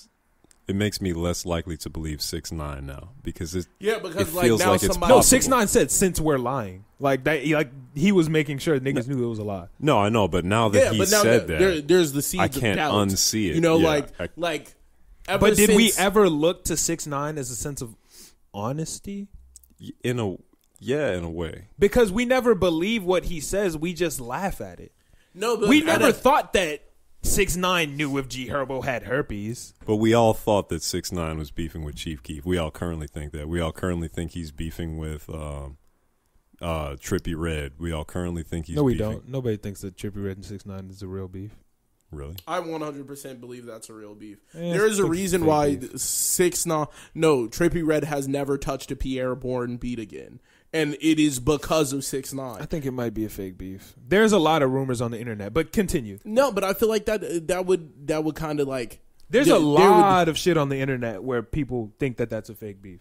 I don't know. I just feel like it doesn't work like that. Well, we can talk about that on a later I would have date, heard but like another song from like people who got in. There are people in the beef that just left it and was like, "No, I'm just done talking about that nigga, and that's that." And they just left everything behind them. I mean, it's up to debate. I mean, it's a popular shit on the internet that has come up a lot. But continue what you were saying. Yeah, other people, G Herbo, Lil Reese, PNB Rock, all these people, we all kind of believe that these beefs are true. Mm-hmm. So for us to like, you know, kind of think that they're false now, like this guy's whole career is based on a sham. The entertainment But I think, for me personally, I think that only adds to 6ix9ine and takes away from them. Because 6ix9ine is consistently going around showing, hey, I'm not a thug nigga. I'm just smart and I know what I'm doing. Like, I know how to troll with niggas to make me big. And I think that this only shows, if, like, you know, what Lil Durk is saying is true, I don't think it would take anything away from 6ix9ine. I think it would only boost him. They're going to be on IG Live, like, not beefing for real. Like, y'all just niggas like watching a movie. Yeah, like, I don't even believe y'all niggas really hate each other. It's just that. So basically, I mean, I see what you guys are saying. It's kind of like a movie to where, yeah, it's entertaining, but it doesn't hit you the same way as, like, an actual war does. Yeah, maybe? it's like watching WWE versus seeing an actual fist fight. I see what you're saying. I see what you're saying. A fist fight or like a UFC fight. So while WWE might be more flamboyant and entertaining, just the fact that it's fake can kind of take away from it. Right. I see what you're saying. And that's going to do it for a lot of people, though. So, like, a lot of people are going to, like... Thomas doesn't feel alone in it because that's how I feel. I see that shit and I'm like, oh, somebody... If he's giving money to niggas to beef with him, then that's not... No, I see what you're saying. The only reason that I would say for me it doesn't change anything, to me, it always felt like 6ix9ine was a WWE fighter fighting in the UFC ring, and the niggas were trying to hit him, but they just can't because that's not the way the rules work. Interesting. So to me, it wouldn't take anything away from 6ix9ine because now to me it would just feel like they're both WWE fighters in the WWE ring.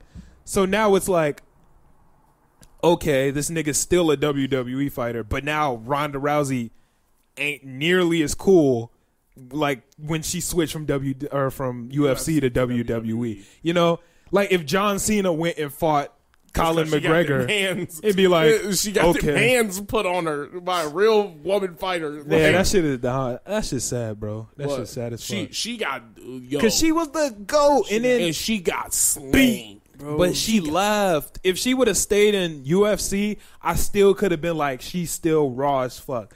But she got her ass whooped, trained her ass off, went back, got her ass whooped again, and said, you know what? Fuck it, I'm out. That's whack to me. Like, what? I was watching that because she was talking so much shit. She was undefeated. Yo, she was talking so much. Yeah. I'm about to fold you. Yeah. I'm about to do you like everybody else. What? Got in the ring. She went 9 matches straight. Like, I think she set some type of record for women in UFC. 9 straight. And she had won all of her matches like in one round type shit. Wow. And Holly Holmes beat her ass in 9 seconds. Damn. No, 9 seconds. She got folded. And it was because like she was fighting people like I wouldn't consider to be like up to par. Ronda Rousey was cold with it. She was fighting like normal-esque women level fighters and she was just superb.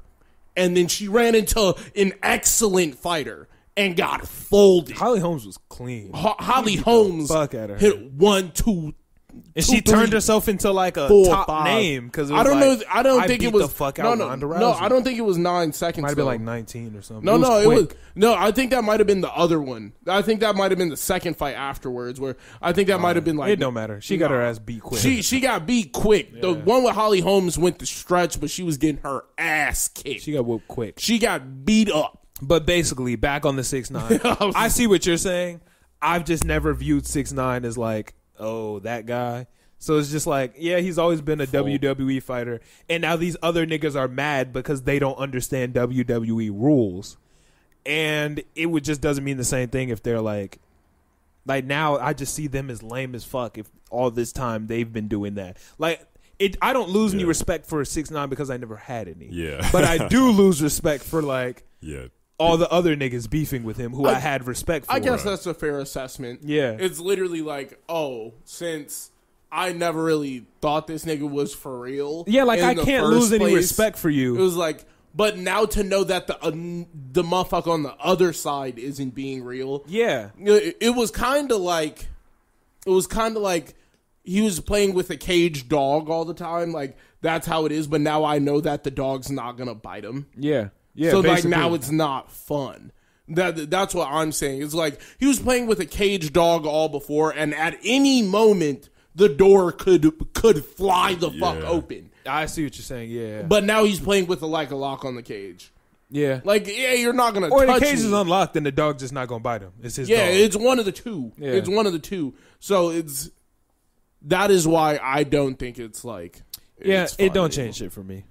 Only thing for me is it makes these other niggas seem lame as fuck. Yeah, if you beef with him now, it's just kind of whack. I guess, like, in turn, like, now it's, like, lame to beef with him. So, like, it was is lame that gonna to beef with him before? No, I feel like it was lit to beef with him before. Like, I feel like it was way more like, whoa, this nigga did the code of the streets wrong, blah, blah, blah. But now, if you beef with him, now it looks like it's for money. So now niggas won't beef with him because it's like, Niggas oh, you got paid to do that shit. 6ix9ine knows how to push niggas' buttons. Niggas are going to keep beefing with him. Yeah, but because like, niggas, the imagine, people who like, beef with that's the joke 6ix9ine now, are though. stupid, though. Like, all the people, like, he comes back at G Herbo. Nigga, you tried to hit me with the 3 mil too. Stop it. Like, now if everybody hits him with that rebuttal, you can't troll no more. Because, like, where do you go with your trolling?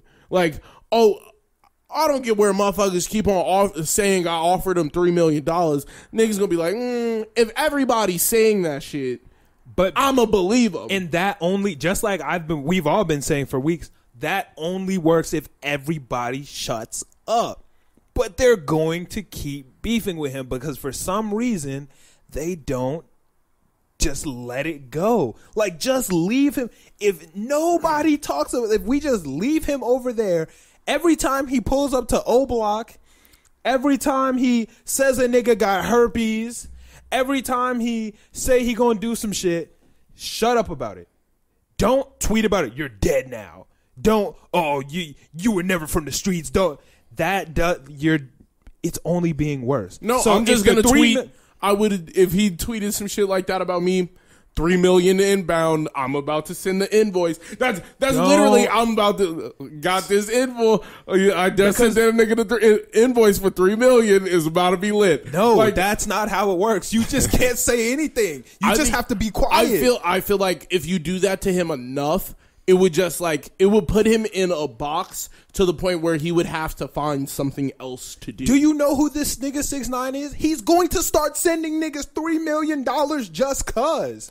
He has the money to do it. He's literally going to do it. And he's going to start posting the invoices. And he's going to say, hey, look at this. G Herbo mad? Well, look, he accepted $3 million from me. Now what, nigga? It's fucking stupid. That's all he's going to do. So you have to just shut up. And I know none of these niggas listen. I know G Herbo doesn't listen to the podcast. Million. But if any nigga has a way to teach these niggas, shut up. Stop saying things to 6ix9ine if you want him to go away. The more you talk about him, the more he gets traction. There's nothing you can do to stop him aside from shutting up. That is the best thing. But for some reason, he just makes niggas so mad that they can't stop from doing shit.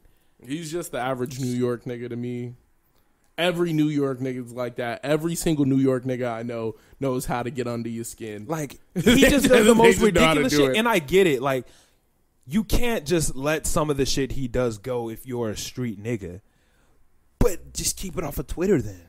Like, keep it off of IG. Like, if 6ix9ine pulls up to O Block with flowers, like, oh, this is for your dead cousin. Like, you just gotta don't say anything. You saw the video of the streets. Flowers get stomped out. Yeah, like just do it in the streets. Like, don't tweet about it.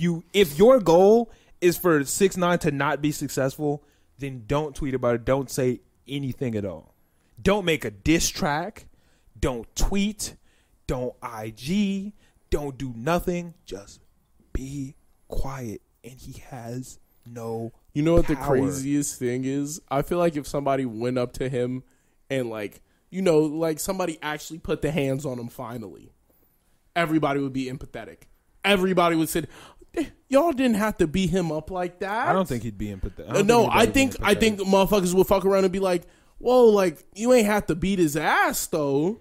I don't Like think look anybody at would be empathetic. like no, like if there was just a video of him getting jumped, I think niggas would be like, oh come on, bro. Like that's not cool. Like nah. We don't. Niggas hate people jumping people more than anything. Like that's why Russ got a fuck ton of hate when Russ came out because he was just getting niggas jumped. Nigga, that shit 6ix9ine irked me because he 6ix9ine said would bosses find a way. don't get their hands dirty, and I was like, that's so pussy. That's so pussy. But once I was like, again- if you got beef with a nigga, don't talk about like sending a group of niggas to go beat him up. Once again, anything you Like, do to come on. 6ix9ine, he's gonna find a way to flip it because 6ix9ine has humility. He can make fun of himself. He doesn't have to be. He's not bound to the shackles of trying to be cool or be street. So if niggas beat his ass, 6ix9ine is going to find a way to make it funny. He's going to make sure this clip goes viral. He's going to make sure that he's just going to find a way. So don't beat his ass. Don't do anything on just shut up. If you shut up and Don't do anything. I just feel like it's impossible to also shut up as someone. Like if he attacks you and drops like, hey yo, I'm about to drop some knowledge on y'all, boom boom boom, Just shut you're up. gonna have hella niggas in your comments, and then motherfuckers gonna be like, oh, it's real because you're not responding. Nah, you That's just gotta what shut up. everybody does But now. if you want if him you're not to- responding, it's real. And that's fine. If you want to respond to him, you have to also understand that you are making him more powerful. I'm telling you, the only way to take away 6ix9ine's power is to not say anything at all. There's another way. What, kill him? Yeah. But even when you do that, he still turns into a martyr. Like, But martyr for what? no. Like, you know what I'm saying? Like, he's still going to Yeah. boost up in stats or whatever. Like, you know? Yeah. And it's going to be very fucking hard to kill 6ix9ine. Because now this nigga moves like the He president. moves, yeah, he literally moves like the president. But he's trying to not move like the president. You've seen him going out in public on some stupid shit. Just No, he wants you to think that it's did the stupid shit. No, he did the Nelk Boys thing. He was sunning niggas on there. Yeah, he I did a saw. video where he was just like, It was super hidden. It was like in a yeah, but private ass park type. I just shit. feel like, why would nobody keep the same energy post? Like, how do you feel about 6ix9ine? Oh, he's a rat, like blah blah blah, and then he walk up on him. Oh, I would have done the same thing too, bro. No, I'm gonna keep it a $150. Because- If he was standing right there, I would have been like, nah, you're definitely a hoe. Because people don't actually hate he's not gonna put his 6ix9ine. hands on me. People don't actually hate 6ix9ine. People hate 6ix9ine because it's cool to hate 6ix9ine. Yeah, People don't actually hate 6ix9ine. people just ride the wave. Yeah. I genuinely I don't like what he did to some of his friends. And I Takuda, think, we know. especially that. We nigga. know. To the old podcast listeners, you know. Yeah. Yeah, but I think that's enough on 6ix9ine because guess what? We're just fueling the fire. yeah. And that's what I'm trying to say. Any nigga who tweets at 6ix9ine, we have to talk about it again. And now we talk about it and other niggas hear about it. And not just us because now bigger places are going to He's a talk master about at it. this shit, bro. Yeah. That's nigga, how he came up. he knows what he's doing. So if you want 6ix9ine to go away, shh. It's the only way. It's the only way to get rid of him. It's the only way. Yeah. Yeah. So So click clack. But that's that. I mean, you could try it, but don't miss. yeah, Because no. if you miss, you've made him more powerful than Oh, ever. yeah. The nigga is going to Assassination break attempt. the internet, You bro. thought you could kill me, Imagine somebody shoots at him and misses. stupid. It's done. You know he's dumb enough. Clowning. Yeah. He is. It's cooked for niggas, bro. Yeah, don't kill anybody. Yeah.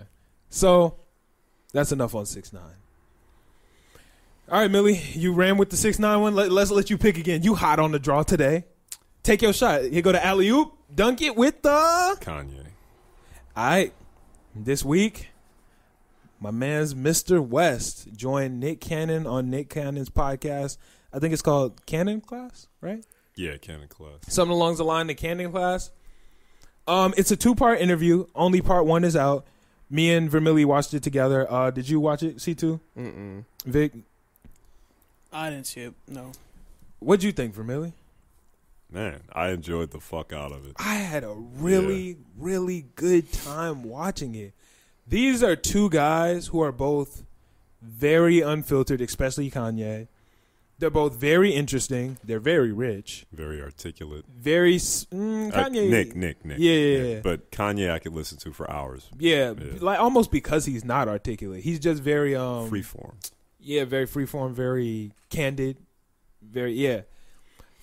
I had a really good time watching this.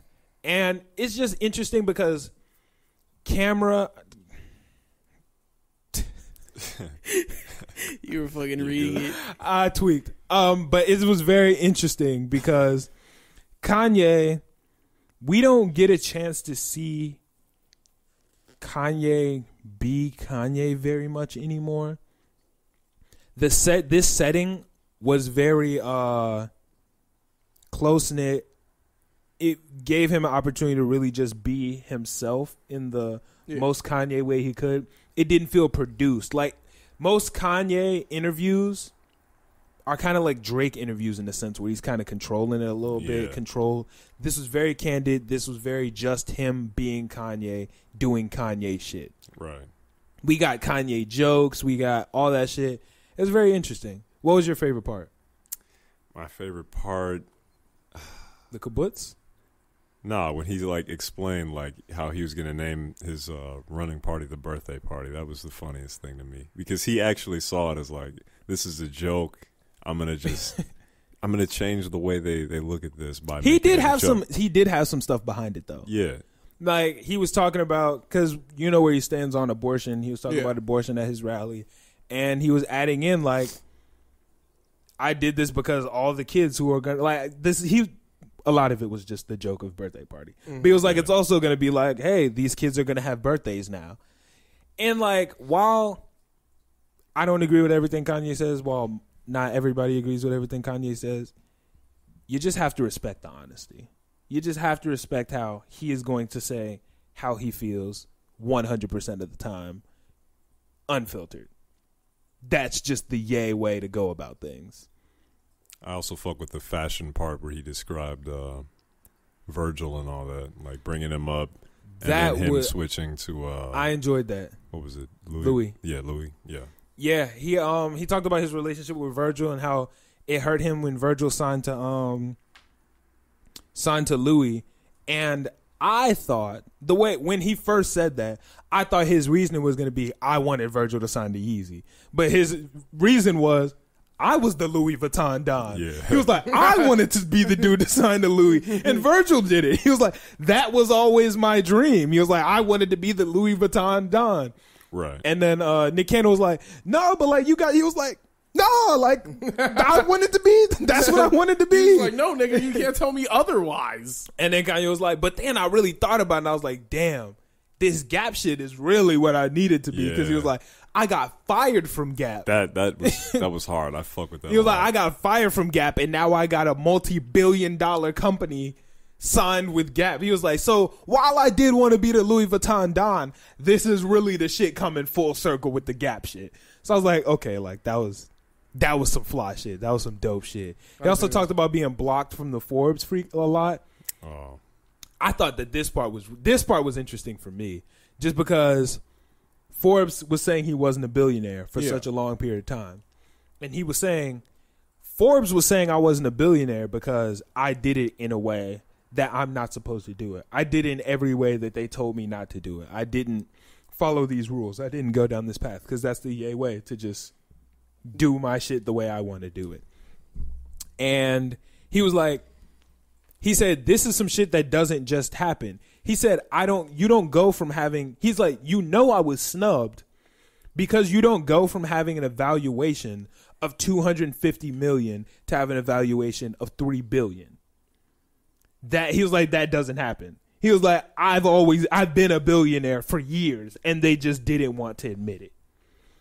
And you know it's true, because if he went from 240 million to 3 billion, oh, he would have made a much fucking bigger deal about it. Like, we know Ye. Yeah, right. Like, Ye is the cockiest nigga on this planet. And he would have made a big ass deal about that shit. I also really respect the fact that, after the Nick Cannon debacle earlier on with the comments that Nick Cannon had made, Kanye was still willing to, hop on his platform and still discuss topics that were very interesting, at least that I found. I feel like that he kind of gave Nick Cannon like a second chance in a way, if that makes sense. I don't think he was ever down and out, but I think it was like extra breath into his. Yeah, that's the perfect way to describe it. Yeah. Yeah, I like that. I also didn't know how close they were. Obviously, I knew they were like cool. They might not be as close as they say they are, but I don't know. They made it seem like they were pretty. I don't think Ye would have done that if they weren't. He was very open, like way more open than I've seen him in any other interview. Yeah, he seemed very comfortable. Yeah. He seemed like that was a person, and Nick Cannon was making it seem like they were really cool. They were really close. Like, I felt like they were. I mean, maybe, maybe not. I imagine as two people who are coming from the same kind of background. You're just a guy from the city who's made a lot of money doing what you love. Like, you're going to grow those connections with people that, maybe other people are going to be like, why are you, good with him? Yeah. It's just like, no, I click with that nigga because he's got the same story as me. Yeah. And they're just both, they think very similarly.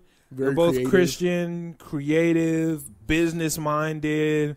They're very similar in a lot of ways, only Ye's just a little bit more erratic. Maybe that's not the word. Eccentric, thank you.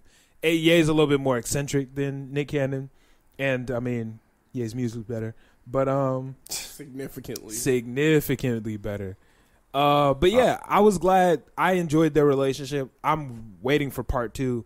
Maybe there's even more parts. Maybe it's like a part 3. Hopefully. Because I was glued to all 44 minutes of that shit. One thing that was made apparent from this, I'm actually, and I'm not a Christian at all, but I'm actually really glad that Kanye, found Jesus Christ as his Lord and Savior, man.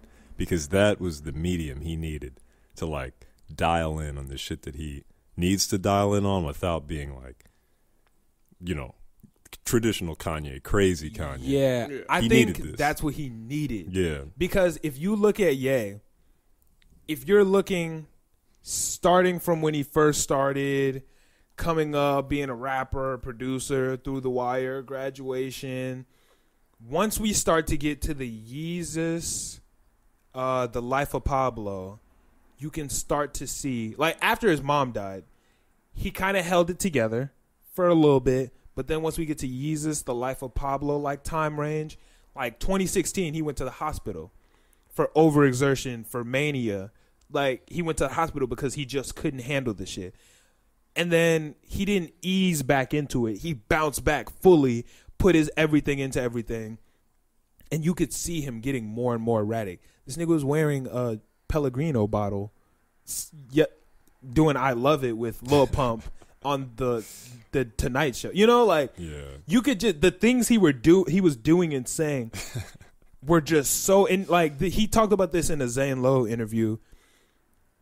He was just doing shit that was so insane and so crazy just because. Right. And this has helped him focus in, and also I feel like it's helped him cope with the loss of his mom. Yeah, yeah. And it's also helped with his responsibilities as a father and I think so too. Also. Yeah. I don't know how, I haven't seen, him and Kim weren't on the best of terms for a while, right? They took I don't know if we talked about this. They took a vacation together. Them and the kids, they all went on vacation. I mean, there are a couple videos of them, dancing around, playing. Those Friday videos you like of old dude walking next to the car dancing. Ye did like one of those while Kim was holding the camera. So I mean, obviously we're not in their home. We don't know how things actually are, or as this is for media. It seems like they're doing better, but who knows? Overall, I am waiting for I'm waiting for part 2. Part 1 was super interesting. I'm waiting on it. It's King's Day, man. Them niggas are kings. Nick Cannon and Ye, kings. Whether you agree with everything they think or not, that don't take the crown off their heads. Like, perfect person to have a podcast, by the way, Nick Cannon. I'm gonna check out more of his stuff. Man, what if Ye had a podcast? Very interesting. I don't know if it would be. It would probably be more like a game show or something. Yeah. Ye just does the most, like, just shit that niggas would never think of. Yeah. Like, even the kibbutz, like, for those who don't know, the kibbutz is, it's like a cement igloo, almost. Yeah, he said he was studying primitive, like, African tribal living, yeah. And he was building kibbutz on the kibbutzes? Kabai? Yeah, I don't know. Kibbutz? I don't know. But yeah, he's building those on the Easy Ranch. He's trying to build a city. He wants to build an entire city. So, man, best of luck to you. Yeah, have fun with that. Yeah, that shit'll be raw. Yeezy City? Yeah. Yeezopolis? Yeopolis? That would be, if he fucks around and does that, he'll have my utmost respect. Will you move to Yeopolis? Yeopolis? As long as I don't live in a kabai. Kibbutz? Yeah. But what if he says you could paint it red? No, hell no. What if you get multiple kibbutzes? Nope. Kibbutzes. Can't do it. You've seen it's. What so if he small. teaches you how to pronounce the word? Maybe. Oh, maybe. Man. All right. Yeah, but coming from just nothing, from Chicago, from where we're from. Hell yeah. Evolving, using your own skill and your creativity, and then building a city. A city. Nigga went from wearing 2 polos, working at Gap, to having a Gap in his city. Yes. Not like a Gap in his city, but like the store Gap. Yeah, Right. Like he's worth $3 billion. Yeah. And that's going to keep climbing with the plans that he's making. That nigga's raw, man. Yeah. That nigga's raw. Shout out to Ye. King's Day. Shout out to Ye. Shout out to Nick Cannon. Both kings. I hope Nick Cannon... Nick Nack Paddywhack. Nick Cannon, I hope you get your show back. You deserve it, man. Yeah. I can't fuck with Wildin' Out now if Nick Cannon ain't on it. I had to unfollow Wildin' Out on IG, man. Yeah. I had to do it. Tough. Unless Nick Cannon gets it back, they can't get no support from me. Agreed. None whatsoever, because it's just wrong, man. It's just wrong. Yeah. Speaking of things that were terribly wrong this week, Bella Thorne robbed her fans of $2 million. How do you guys feel about that? So she didn't rob. She Bella scammed. Thorne broke. What's the difference between a scam and robbery? Rob is like, I'm taking shit from you. Scam is like, you fell for it. And I'm taking this from you. All right, hold on. I'm gonna preface it. So Bella Thorne broke the internet when she decided to join OnlyFans, just as many celebrities have been doing in this quarantine crisis to make a little extra money. In the first 24 hours, she made $1 million. In the first 48 hours, she made 2 million smackaroonies. I thought it was after the first week she made 2 million. Nah, I think it was 48 hours type shit. Oh. Yeah, in one single day she cleared 1 million with $20 subscriptions, and then Bella Thorne. I thought they were $200 subscriptions. No, it's $20 for the membership, and then she sold she was advertising a package saying it was like exclusive nudes, like a package of 3 photos for $200. Yeah, so basically, Bella Thorne broke the internet, $2 million in the first 24 hours. She was charging her fans $20 subscriptions, just like, a lot of OnlyFans girls do. I guess the way OnlyFans works is you have to pay in order to even have the chance to pay some more.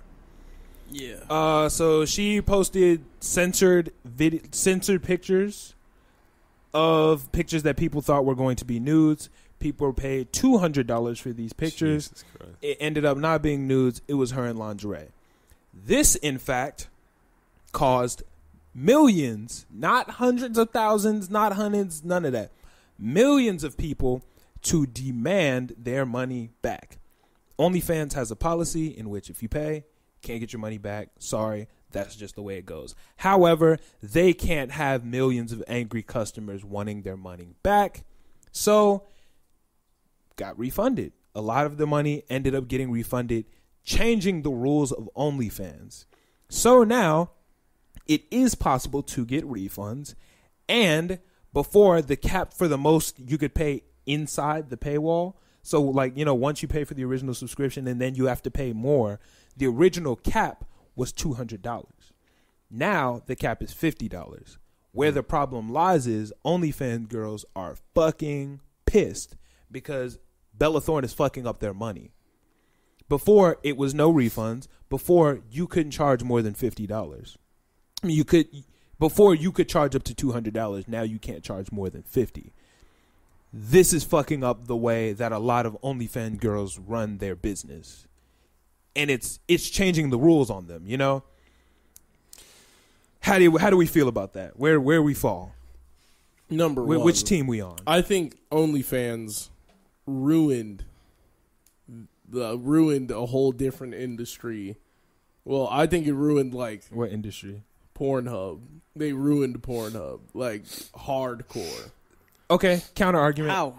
Hold on. Because all the famous stars from Pornhub are now on OnlyFans. Yeah. And you have to pay for the subscription. So while they may have ruined Pornhub, counter argument to that, it's liberation for the women who were on Pornhub because they now own their own shit. Yeah. It's kind of like going independent. Yeah, no, I having a label. understand that 1,000,000%. Yeah. Do I give a fuck? No. I'm like, so yeah, that website ruined it. I definitely think she did fuck up a lot of people's pockets though. Because, you know, like some people have that like, they're of the class where people are paying $200 to see them naked. Right. So they're upset because it's like, yo, I took time and I dedicated my whole career. Yeah. Like, I didn't have a career path like yours. You're making movies and you're on shows and you're getting paid to wear things and people just love the way you look. Yeah. People love your lifestyle. So you don't even, like, you make money just off living. This is essentially, this would be the equivalent of the gentrification of OnlyFans, to where people fuck up the market for the way other people are doing things. The way gentrification works is, I mean, I know everybody here knows, but maybe some of the listeners don't. It's a neighborhood where the rent is relatively cheap. Normally for lower middle class type families, primarily black or whatever. Well, not black, but primarily minorities. Then rich white people start moving in because it's cheaper, and then it boosts up because so many people are starting to move there. New businesses start popping up, and the rent goes up for everybody, and it drives the old people out. It's basically what happened with OnlyFans. These OnlyFans girls are on here. They got their business going the way they go. The prices are going the way they do. Now she comes, fucks all the prices up for them. Now they can't run their shit the way they used to run it before. Did they take the money from Bella Thorne? Because I feel like that is 100%. No, yeah, I think false the music advertisement. The music, not the music. I'm pretty sure a lot of the money got refunded. I don't think all of it did. But yeah, that shit, and it fucks up a lot of girls who do that shit. Yeah. While I'm not for scamming in any way, shape, or form. Oh, fuck scamming. Yeah, that's just not right. But I mean, a no refunds policy, like. On both hands, I can see both sides because, like, no, but the nigga, no fuck refunds. You pay $200. Like, you can only be mad at yourself. You blew that. You blew that. You're smoking dick, bro. 200 for 3 photos, dog. I can't even see Doesn't nobody. matter who the fuck it is, bro. Yeah, I can't. You're smoking dick, bro. Like, and I get the false advertising part, But did she explicitly say these are naked pictures? She said nude. Look, watch. Like if she Like said someone DM'd her. if she said these are naked there pictures, are pictures of she DMs. Said, yeah, no clothes, naked. No clothes That's naked. just a flat out lie. yeah, no, that's a lie. That's a lie and false advertisement. Yeah, no, that's so a lie. yeah, I should be able to get my money back. Yeah, that's a lie. You should get your money back. And I feel like that is highly illegal. And if I were to do anything like that, I would have charges pressed. See, here's the issue. OnlyFans' response to this was, now we do refunds, and now the paywall is lower. Wouldn't the response be, y'all can't false advertise? Yeah, that should be. Like, I feel like that would be the fix to this problem. But I like with the fix wouldn't be that's not the way to and fix I this. feel like that makes it so dangerous, right? Because getting a refund, all I need is 10 seconds in your OnlyFans to ruin it, and now I can get a refund. Because, like, the whole thing, people pay OnlyFans because it's literally, since they own their content, you can't really steal it, and you can't post it anywhere else. Because then you could take it down with. What do you mean you can't post it anywhere? You can't post it anywhere else because it'll get copyright striked. Like instantaneously, because since they own the content on the page and it's premium content, you're not able to steal it. You're like, but I feel like that happens everywhere. Like you can steal. Yeah. Yeah. The whole thing now is I can steal it for free. Like now I can steal it 100% scot free. Yeah. Like I can go on, buy it, and return it within 10 minutes. I think the refunds, and I'm not sure. I'm pretty sure the refunds are like only in false advertising situations, I think. Well, you could, I imagine like anybody can work a refund system, bro. Especially if they're not going to be able to check every single refund. I think they did, yeah. I think they'll probably end up tying up your money. You can't really hand check every refund. You can't. I'm sure OnlyFans has a ridiculous team. Yeah, I imagine they have a ridiculous team, but your team's not handling the amount of influx for the customers. Yeah, I mean, we don't. There's generally more customers than there is people on the team. Yeah. So I doubt they're going to be able to handle the influx of like people wanting refunds. And I'm also worried that, maybe XYZ, this girl makes an OnlyFans. She's actually posting premium content, trying to get there, and now any nigga can get it for free. Yeah. I'm going to come in, this isn't exactly what I expected. I didn't really want her. I thought these were going to be tasteful nudes. She is completely naked. I don't really like that. I imagine somebody's going to get. There's going to be an outlier for every situation before there was outlier. And that's why OnlyFans girls are pissed because fucks them up. Yeah, because now before, one person can spoil the pie for everyone, but that's only $15. She made $15 off the situation at least. In this situation, I'm on the side. I got to be on the side of the OnlyFans girls because they're getting gentrified. They're getting their shit fucked up. A lot of girls eat off of this. Like, this is how they live. Yeah. Like, this is how they pay their rent. It's how they put food on their table. It's how they send their kids to school. Like, and Bella Thorne said, hey, I need some extra bread. So fuck y'all pockets. Fuck y'all tables. Fuck that roof over your head and those clothes on your back. Because I want some extra bread. I don't think she had the foresight to see what it No, would yeah, cost. no, that wasn't her intention.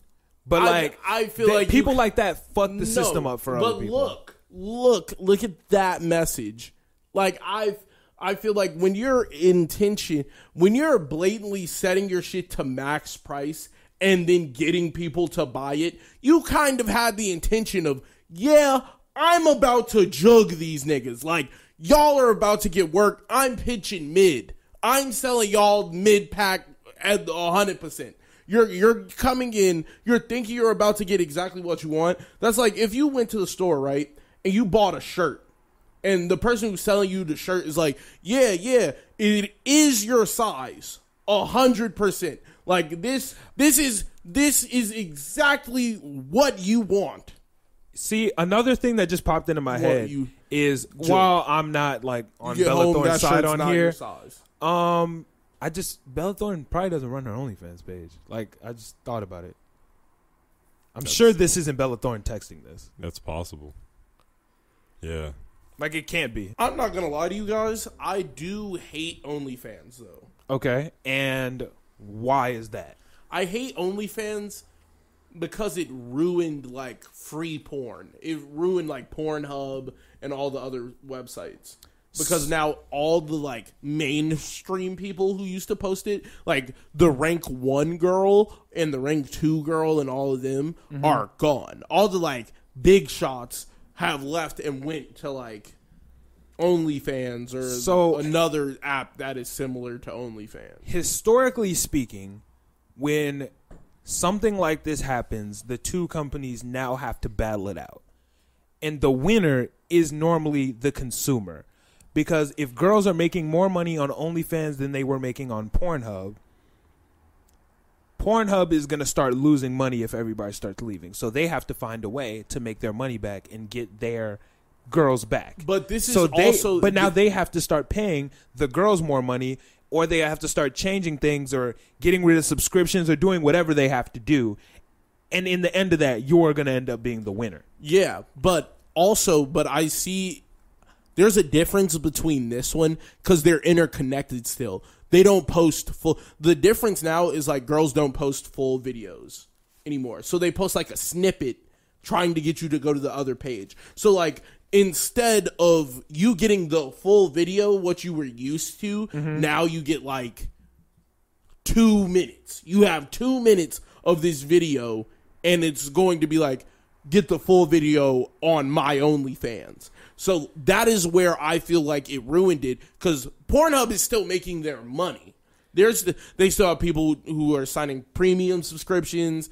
If you buy a premium with them, you get like access to a bunch of porn networks that you probably didn't have before. You like an encyclopedia. Hey, no, I just know how Pornhub works. I know how Pornhub works. While I'm not like into the business of it. Oh, I was definitely into the business of it. I wanted to see if it was lucrative or not, and it is not fairly lucrative. Yeah, I mean, I don't know enough about the porn business. But that's a whole different topic. I don't know enough about the porn business, but I know how businesses normally work when businesses beef.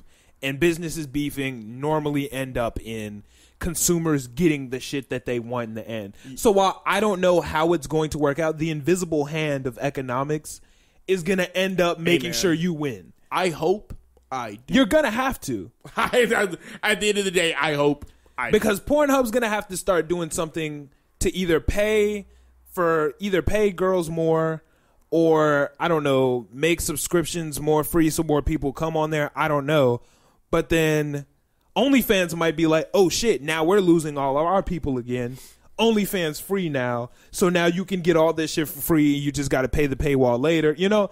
I'm just spitballing because I don't know what's going to happen. Yeah, but I'm just like, some crazy shit might end up happening. I just feel like all of that kind of like, it ruined like normal sessions of that. So whatever you want to call it. It ruined like porn. And that kills me a little bit. But like, it didn't. The old shit didn't get deleted. Yeah, but nobody wants old shit. Dog, 70% of the internet is porn. Is that a truth? That's a fact. That's fact, 70% of the internet is porn. I'm sorry. You're not gonna run out. I'm sorry to tell you, it is. That is true. Yeah, you're not gonna run out. Porn is the most looked up thing insane, on the internet every year. Yeah. It has not came second to anything. Yeah, porn is 70% of the entire internet. So I say that to say, Jesus. Could OnlyFans even ruin the porn? whole thing is you haven't seen everything. New stuff. No, but it's new to you. No, but the camera quality from old porn is ass. Nigga, do you know how many videos were probably made before OnlyFans blew up in 2019? A lot of people take down their pages and okay, that's another thing. There's a bunch of shitty OnlyFans I guess they could probably with shitty ass cameras. I guess they could probably take down their cameras. Of course. I mean, they're not their cameras. They could probably take down their old videos and shit. But there's still, No, it's ruined. No, but a lot of like you can argue it. Like trust X, a nigga Y, who has sites. seen it firsthand. Like it is. Yeah, there's XYZ sites where you can go and get it from somewhere else. Like somebody else has uploaded it somewhere.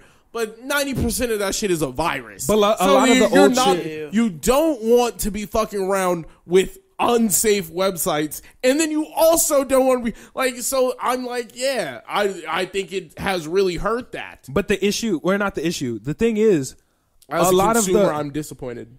Yeah, but you're saying that is it. You're saying a lot of the girls take their shit down. A lot of the girls are signed to contracts, so they can't take their shit down anyway. It's like being signed to a label. Yeah, like I know that Mia Khalifa only made like $12K off of what she did in porn, but I feel like she only made 12. That's so fucked. But she only did 4 scenes. So she only really like if you look at her category of stuff, she had not done much. Like she said, "Oh, all the porn I filmed." She didn't really do that much porn. She did not do that. She made $12K off 4 videos. That's a lot of. I've dropped. Well, how many podcasts have we dropped, my nigga? 76. 12K sounds amazing. Like and it gave you hella clout too. So you can be mad about. Oh, it only got me like 12,000. I had to make the rest of it on my own. So for that situation specifically, we talked about this a little bit off camera, and I also had a different argument about it. So from what I understand, Mia Khalifa was getting her fans, not fans of her porn, but just like, I guess she does stuff outside of porn now. Sports. She's really into sports. What sport does she play? No, like she's into sports. Oh, she's like a sports commentator? Like she YouTuber? Likes sports. Okay, football, yeah. Basketball. Okay, well, from what I understand, sports. she was getting her fans to sign a petition because she wants her videos to be taken down from the company that, owns them or whatever. Yeah. While I'm always on the side of the creator. But in this situation, you signed a contract and they own it. So while I do get that you're trying to you don't fuck with this shit now, and trust me, I get that. Like I'm 1,000% with that. You signed the contract and you gave them the rights to it, so you kind of can't it's kind of cooked now. I think but for example, let's say Robert Downey Jr. was like, I'm against violence now. I'm 100% peaceful. I don't want any violence in the world. Hey, Marvel, I need you to delete all the Iron Man movies. That's, it just can't happen. Right. And, they're making a lot of money. I'm sure Marvel is making a lot of money, and I'm sure the motherfuckers are whoever she signed who to. Owned it. Yeah, I'm sure whoever she signed to is making tons of money off her shit. But, you gotta know the contracts you're signing beforehand. Yeah. Because if you take it to court, if Iron Man tries to take Marvel to court, he's not winning. I'm sure she's probably tried to take whoever owns her shit to court and didn't win, or maybe she didn't try because you can't win it. Because you signed the contract and it's right there and there's no loopholes in the shit.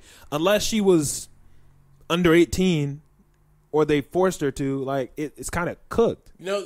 I think somebody else had a conversation with her about it, and they were like, "Yo, I'm sorry to tell you, but yeah, you did that shit. You did it, and it's too late for you to do anything about it, and it's unfair to all the people who have bought it.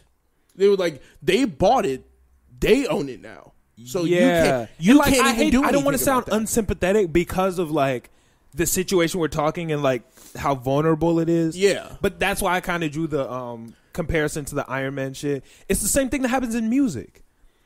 You sign a bad contract, there's nothing you can do about it now except go along with what the contract was. Kanye can't retire. He can't, because that's what his contract says. You can't do anything about it. And it sucks. And fuck it. If you need me to, I'll sign the petition, Mia Khalifa. I'll sign it and try to help, but it's not doing nothing. It's not going to do anything. No, I wouldn't even sign the petition because I know in a different profession, and now that we're trying to normalize sex work and do all, you have to treat it like how it is. You fucked up. No one else. You signed that deal. You filmed those videos. You and you can't be mad now that, oh, I have so many avenues that I can take. You only got that because of what you did. I mean, so you can't look like, back and be like, yo, I don't want that attached to my name anymore. I'm sorry. That's how you got to the place that you are in now. And you don't have anything to do. Just move on. I get that a lot of people have seen you naked. I get that might be it's a really vulnerable thing. But I'm sorry, you made a mistake. There is nothing more we can do. And I hope you can find peace with yourself. I hope you find some. Look, I know she's like got a boyfriend or something now. Like probably. Vic, can you Google some shit about this? But yeah. Like, yeah, be careful when you Google it. Oh, yeah. Careful on the Google search. Yeah, I don't need that on the TV. Look up scandal, maybe. Add scandal. No, petition? I don't know. Yeah, petition. Article? Petition. Article. Maybe article. Yeah. Mia Khalifa petition. Because I not feel repetition, though. Oh. Petition. Repetition? Yeah, you don't. Damn, she actually was paid $12,000. I thought you were lowballing it. No. It's like $12K. I'm sure that company is 4 years, millions. not 4 scenes. She signed a 4-year contract? She signed a 4. How many scenes did she do? She stopped doing scenes. Yeah. I mean, I really wish I could like. Wait, go up to. What did she look like? Oh, that's the person. Oh, you had no clue what we were talking about? No, I know the face, but I keep forgetting the name. Yeah, I mean, like, I get it, and like it's super sad, but like the same thing happens in rap, and we just have to build more awareness. And I think she's been doing that. I think she's been like advocating for awareness of like contracts that you're signing and things that are going on. Yeah, because but I'm sorry, dude. Like, you fucked up. Vic, wait, what was that above hand? And you said she got death threats higher up. Yeah, she got death threats from people. She's from Lebanon. So what, Lebanese people are just mad that she? No, yeah, they're like really strict over there. She made a scene with her hijab on. Yeah, no, you can't do that. She did multiple scenes with her hijab on. You can't do that. That's crazy. That changes things. Yeah. I thought it was fucked up when I saw it. I was like, yo, why would they do that? That changes things because. But she did the scene. But if her life is in danger from ISIS, nigga, like no.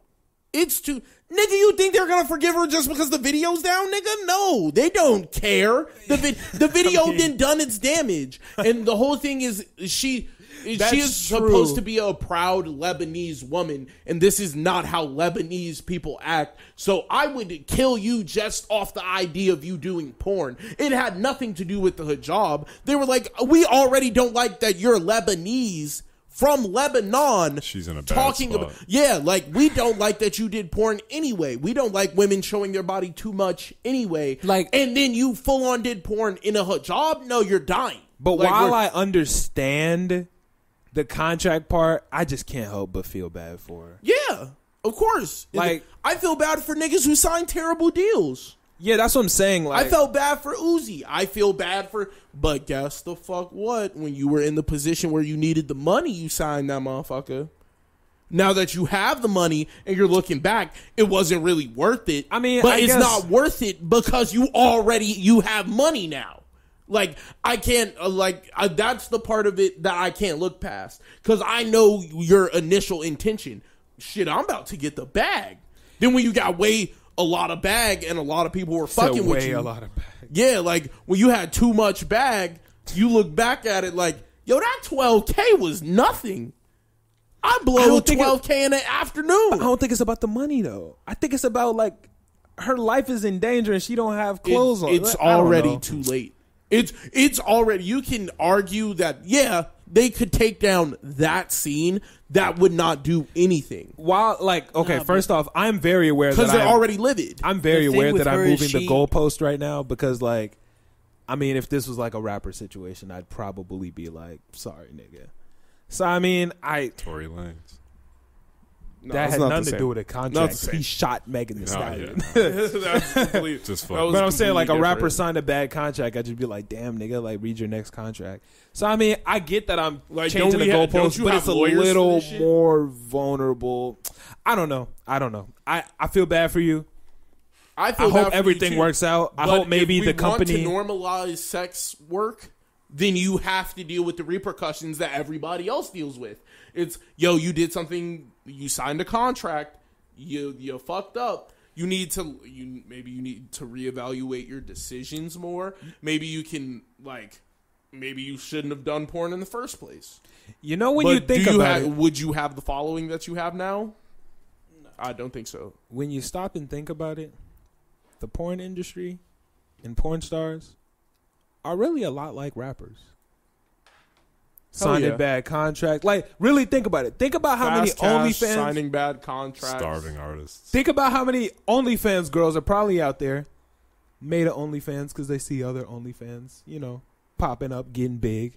Now they know what it feels like to be a local rapper because now they got to grind on OnlyFans like niggas grind on SoundCloud. Yeah, like OnlyFans They get is it. the SoundCloud for It's the SoundCloud of porn. So my whole That's hilarious to say. yeah, that's funny as I fuck never to thought I'd say. say that. That's funny as fuck to say, but I definitely think like I can't do anything for you, and you. I she know just that I has to could live with take her down the videos repercussions. and Be hear nice what to have she a girl did. on the podcast for this conversation. I understand that but Thomas, you want to get in your... Thomas, go ahead. Wow. Channel your inner woman and help us see from her perspective. Okay, Let's hear your inner Tomalina. Why Thomas? Yeah. Your Tommy. No, Tammy. Go ahead. Well, I was actually supposed to be Sarah when I was born. Sarah, yeah. Let's hear... What does Sarah have to say? Channel your inner Sarah. What would a girl think? Well, I don't know. I'm completely... Sarah and Vermilion are both completely against porn. So I don't think you should be paying money for any of this. Like, that's...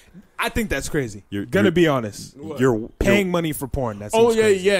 It's done. That ain't that. That is my problem. That was my problem with OnlyFans, nigga. Like I'm not paying for that shit. That 100%. I'm not paying for it. I would rather. There are people who do stuff that take way more talent that I do But not there wouldn't pay be for. a price if there wasn't a demand for it. See, People want that shit. I was just about to say that. People want it. While I can say... Nigga, what is the oldest profession?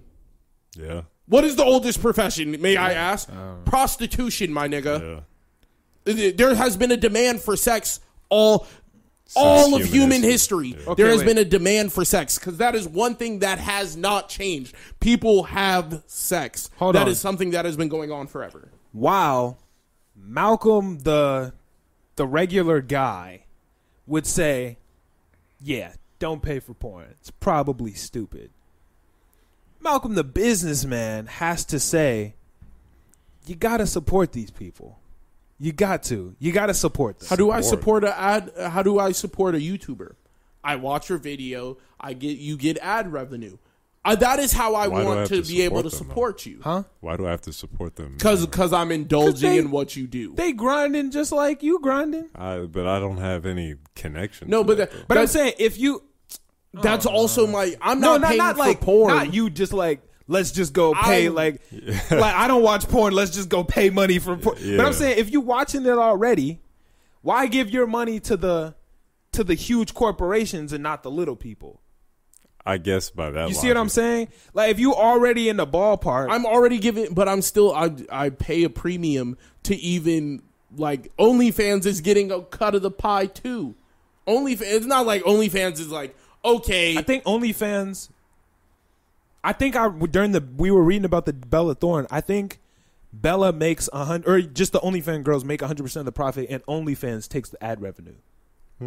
I don't think there's any ads on the website. I think that's what it said on the article that was just on the I've never screen. used the website, but I doubt if you're paying for subscriptions, they're gonna throw an ad at you. If you're already sending money through them, there is 0% chance they're not getting a piece of that pie. Now, if you want to tip and anything past that, Or they that is may- where I think you make your money. There's you a make chance your money that in they have tips. to if we're connecting it to rap, it could work just like a distribution where they pay to put their shit up there, like they pay a monthly fee, and then they can keep all of their Apparently, money. creators keep 80%, and OnlyFans keep 20%. Oh, that's still pretty fucking good. That's very good. I love those numbers. Am I going to dish the money out to no? Because then I have to. You're gonna watch porn anyway, bro.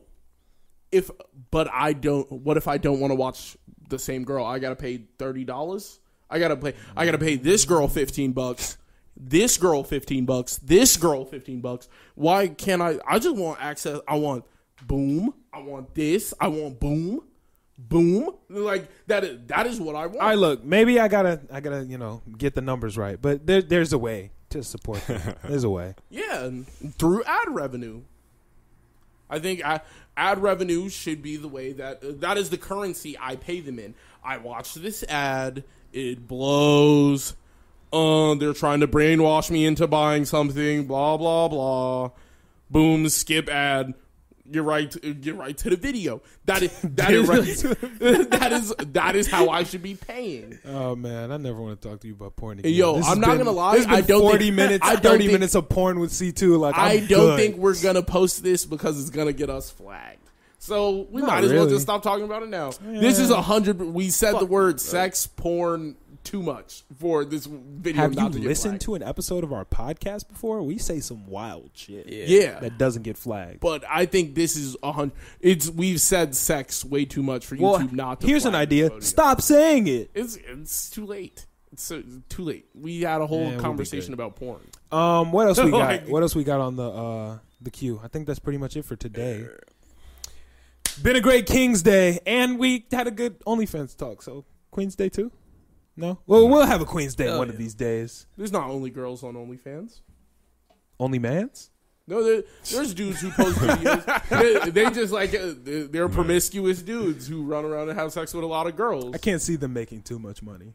I know a couple of them make a lot of money. There's like, I think one of the top dogs on OnlyFans is a male porn star, but that's only because he fucks a lot of porn stars. Makes sense. So it's like... Yeah, I just think... being a female, you got a much better chance of making it in porn than being a man. Hell makes sense. Yeah, I think that's all you got. Hell yeah. Yeah. I think the dudes who've made it in porn are probably going to be the only people in porn for a while. Yeah, like the only way a guy's going to get it, the only chance they got is just having sex with a bunch of women on there. That's it. But it's been a good pod. We done gotten our bag about a lot of topics. A lot of kings, man. We got T'Challa, Chadwick Boseman, Big Sean, Kanye and Nick Cannon, Bella Thorne. No, I'm kidding. Yeah, ain't no king. Bella Thorne is a woman. No, I'm saying like she's not a part of the king shit. Yeah, I know. But you said he ain't no king. But I thought I said ain't no king. Whatever. It don't matter. We all getting tired. But yeah, it was past that time. Yeah, no, we've been in this bitch for a minute. How much content we done gave them? 2:30. 2:30. 5:30, bro. 2:30. Look, guys, we done gave y'all a good fourth of your work shift. We done gave you all your commutes for the week. Blow this bitch up, bro. We gave y'all what else is that equivalent to? 2:30. That's 5 TV shows, right? Exactly. You got 5 TV shows out of this one. Probably, you probably got all your work 2 commutes movies. for the week. 87 showers, probably. 87 shower. How fast are your showers? 87 like, is a number that I wouldn't agree with. A minute a shower. You take minute-long showers? No, I'm trying to back up my faulty logic real quick. So my showers are a good 20 minutes. I would say a good 8. I take long showers. 9 showers. I don't know. I do be in the shower 87 would be a minute in 7 seconds. A minute and 7 second showers. We probably gave you, depending on how long you shower, we gave you 5 to 6 showers worth of podcasts. Okay. Hopefully you're not showering during our OnlyFans talk. Yeah, that might make you feel weird. Chill out.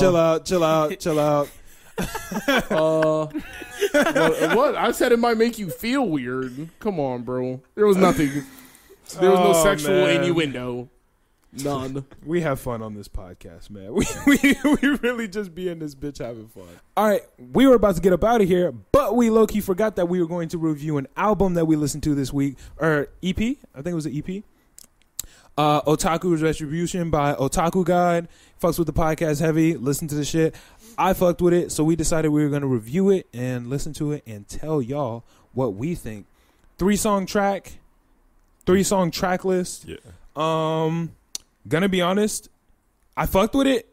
It wasn't my favorite thing he's put out though. Personally, my favorite project from him is Jagan. That shit goes hard. All them bitches slap. These slap too, but they were all very similar. Jagan had a little bit more of his versatility in there, and he also had some decent features on Jagan, which was I fucked with that shit heavy. Senzubin was probably my favorite one off of this most recent one. Yeah. We played as the ending of the last, the last tape. Mm-hmm. Overall, I'm gonna probably give it a 7 out of 10. Okay. What you got, Millie? So, I fuck with I fuck with Sensubin the most. Second probably be Capsule Corp. That shit was hard too. Yeah. Even though, little known fact, I haven't watched Dragon Ball Z. Everybody in this room knows that. Everybody in this room knows that. But a lot of listeners don't know. I'm an anime nigga. Trust me, I am. But I haven't watched Dragon Ball. You haven't watched the core anime? I've watched a lot of shit, but I haven't watched Dragon Ball. Damn. I don't know why I fuck with like the Capsule Corp shit so hard. The logo is well designed. Yeah, for Capsule Corp. like just for like being a random company in a TV show, yeah. It had like fantastic branding. Yeah, like it looked amazing, and like if it was some shit like Capsule Corp came out like in real life, nigga, everybody would have one. Yeah. I mean, like, personally, the biggest reason I fuck with Otaku Guide is I fuck with hip hop and I fuck with anime, and this nigga found a way to mold them both together. That's my shit. Like, I can literally Otaku Guide is hard because I can literally listen to the bars and be like, oh shit, like that's from this anime. Yeah. Like, I fuck with that shit. Oh shit, that's from this anime. Like, this nigga is snapping, but this nigga's also lyrical and knows how to tie it in. Like, a lot of anime rap is just like, niggas will just, say shit just to say it. Yeah. But the shit will actually tie in. It'll actually work and make sense. That's why I fuck with Otaku. Yeah, other than Capsule Corp and Sensubin, I really like the songs. He's really flowing on these. That nigga can flow. It's like a short little themed project. I'm not sure what the Retribution had to do with the 3 songs. Like if the naming of the title had anything to really do with it. I don't know. But I really fuck with them. Great lyricism. Only thing is, and this really doesn't have anything to do with the songs, but a lot of the experience listening to songs, especially for the first time from artists, their cover art has a lot to do with how I like experience the song or how I go into it expecting how to feel. That's true. And it just really plays a big part for me, especially when you're listening to SoundCloud music.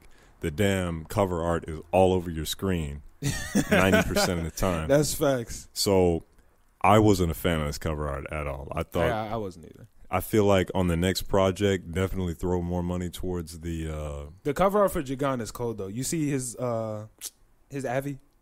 Oh, that one, yeah, that's the cover art for his other album.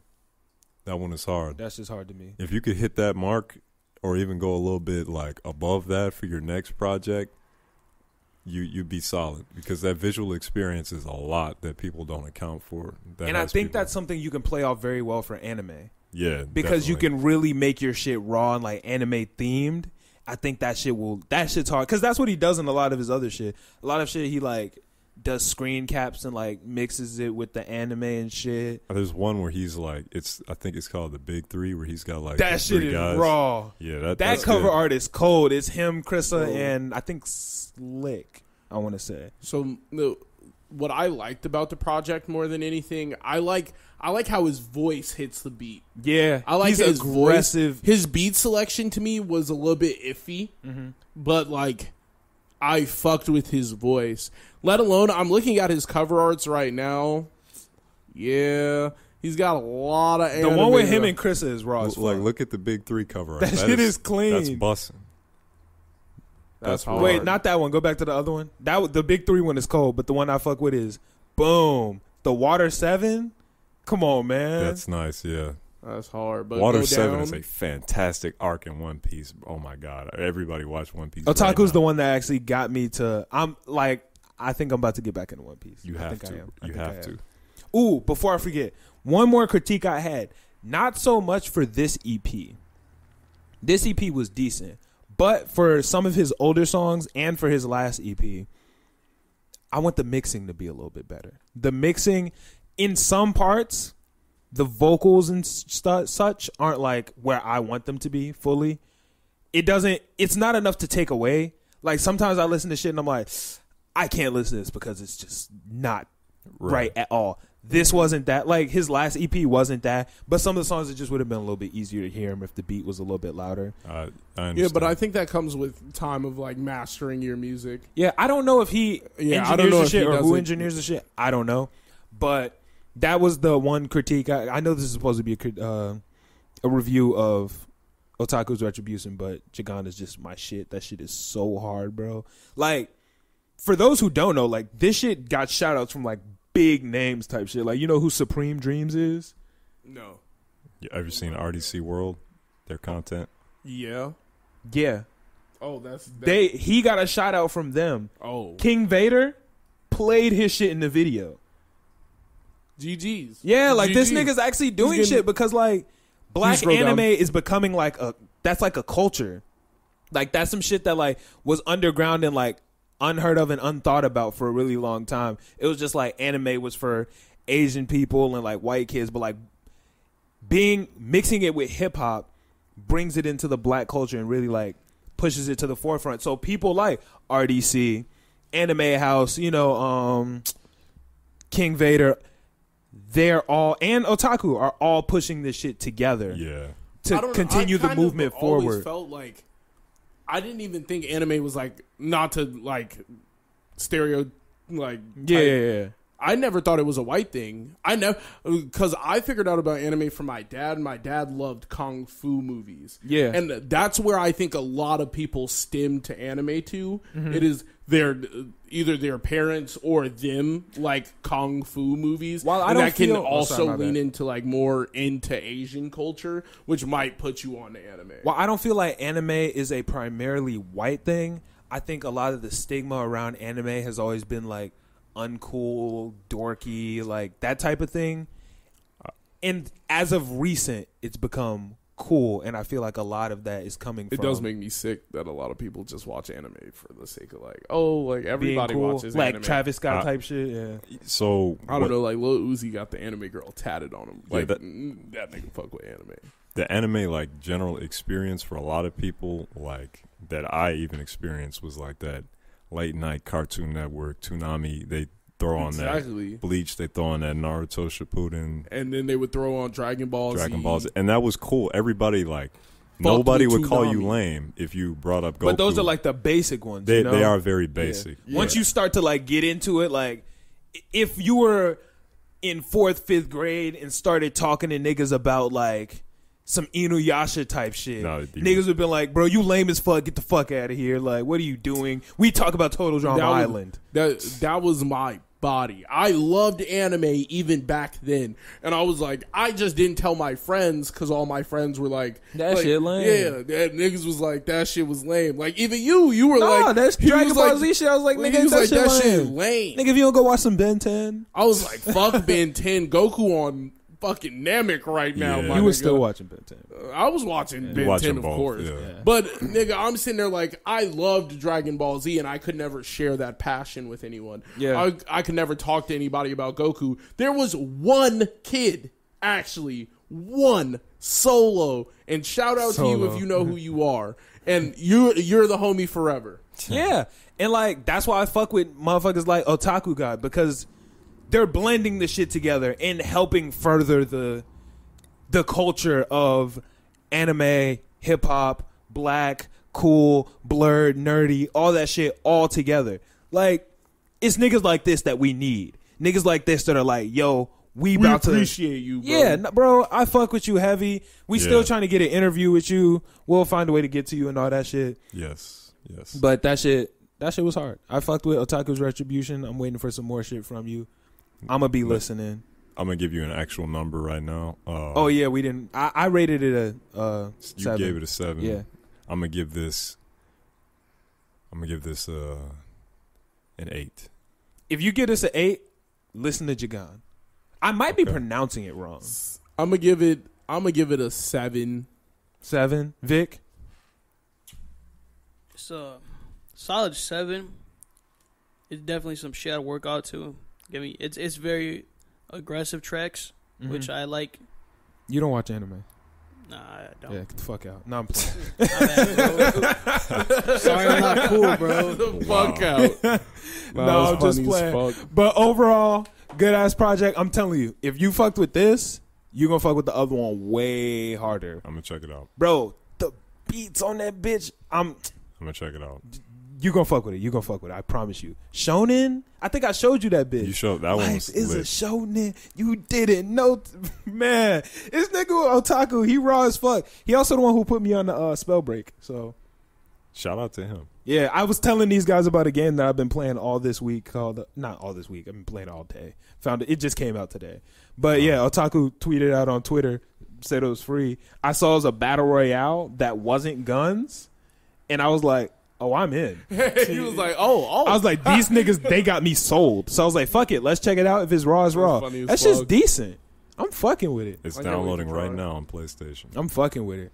Yeah, shit was raw to me. But shout out to Otaku. Shout out to Otaku's Retribution. Everybody go listen to that bitch. How long have we been here? 240. 240. Come on, y'all. Where else you gonna get content like this? This enough to last y'all a week. Y'all better listen to it. Y'all better watch it, because y'all be asking us for long podcasts. Like we this give shit, them to bro. you. Share the shit. Show your mom, your dad, your grandma, your grandpa, and send it your to neighbor. them in all blank links. Hell yeah. Show it. Never. He said, hell Never. yeah.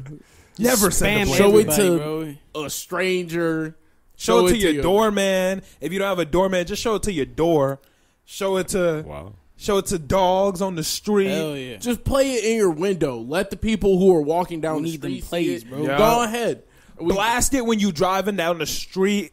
Annoy your neighbors. And just replay the Storm podcast all the time anywhere you are. Play it while you're watching your OnlyFans. I don't hope you do that. Yeah, don't do that. You don't want to hear us talk while you watching OnlyFans. So you're going to deny the listeners their guilty pleasure of watching the Storm podcast while watching OnlyFans? You should find a new guilty pleasure. Because that's a little extra guilty, nigga. Like, that's a damning pleasure, nigga. Like, nah, nigga. That's too much. Need them views, man. Don't do that. Play the podcast anywhere else, but not while you watch OnlyFans. Dude, watch something else. Listen to another podcast for that. But yeah, we've been here for a minute. It's King's Day, man. It's King's Day. So if you listen to this in the morning, you got all of today to just be a king. Be a king every day. But this is the day that we declared it. Yeah. This is the day. It's King's Day for y'all niggas, man. If you listen to this at night, fuck it. Pretend like you didn't hear it, and you a king tomorrow. Hey, man, do what you got to do. If you want to make a King's Day every week, make it King's Day. If you like having King's Day, then listen to the podcast every morning, and that means every day is King's Day. Yeah. I just freaked the game for y'all, man. We going to have a Queen's Day soon, so shout out to all our queens out there, too. We love you. We love y'all. But thanks for listening. We love everybody. We going to let Millie end us out with the shit today. What's the song of the week, bro? What you got for us? We got Gray Skies. I'm the Man. I'm the Man, yeah. This is I'm the Man by Gray Skies. And if you listen to this, you the man. You great. You powerful. Or the woman. I don't want to. Or the woman. You the man or woman. You great. You powerful. You a king or queen. Spell queen with a K. You can be both. That's how Young M.A. does it. But this is Gray Skies. My voice cracked. This is Gray Skies. I'm the man. We out. Peace. Yeah. A lot of these niggas be faking they views. If you ain't the game, then you gotta pay dues. Keep running your mouth, then you be on the news. When I pop out the cut, you was looking confused. I got an offer that you can't refuse. Shut the fuck up or catch bullets and tools. Lot on my plate, but I'm gon' make it through. It's a lot on my plate, but I'm gon' make them through. I like them itty and I like them biggie. She play with my balls when I suck on the titties. I fuck this one chick, got booty like Nicki. She smoking the blunt while I lick on the kitty. I got 2 phones, but won't hit back, I'm busy. Selling out shows when I tour in your city. Shout out to Frenchie, that nigga too litty. No, I ain't Drake, but my flows make it drizzy. Do I have to die for you niggas to feel me? Might sing when I rap, but that don't make me trippy. Might tell a bitch, yeah, but I ain't the baby. Fuck all you doubters, cause now I got bread. Fuck all that shit, bitch, I said what I said. My dick in the mouth, so you get left on red. But last time you asked shit like I don't give head. You might be a man, but I know where we stand. Bitch, I'm the man, pull on your block. Empty the clip and I ain't miss a shot. Steph Curry range when I aim for a op. You caught a fade when I took off your top. Pussy go full like LeBron with the flop. In and out cross, take his ass out his socks. Steph Curry range when I aim for a op. You caught a fade when I took off your top. A lot of these niggas be faking they views. If you ain't the game, then you gotta pay dues. Keep running your mouth and you be on the news. When I pop out the cut, you was looking confused. I got an offer that you can't refuse. Shut the fuck up or catch bullets and tools. Lot on my plate, but I'm gon' make it through. It's a lot on my plate, but I'm gon' make it through. I fuck with black, I fuck with white. If you don't like it, then pussy, let's fight. Ain't got no type, I like what I like. Sex is my drug, I guess I'm a hype. I gave up on love, it just left me hurt. You fucking my friend, that just made it worse. You made your decision and still contradicting. You say that you love me, then change your opinion like bitch, who you playing? You fought for nothing, then where will we stand? Scream out for help, but you ain't in the hand. Gave you my all, but you ain't give a damn. So now I feel empty and I can't move on. Stare at your number, but won't hit your phone. Still holding out hope that you bring your ass home. Cause I'm sick of spending these late nights alone. A lot of these niggas be faking they views. If you ain't the game, then you gotta pay dues. Keep running your mouth and you be on the news. When I pop out the cut, you was looking confused. I got an offer that you can't refuse. Shut the fuck up or catch bullets and tools. Lot on my plate, but I'm gon' make it through. It's a lot on my plate, but I'm gon' make it through. Bitch, I'm the man, pull on your block. Empty the clip and I ain't miss a shot. Steph Curry range when I aim for a op. You caught a fade when I took off your top. Pussy go full like LeBron with the flop. In and out.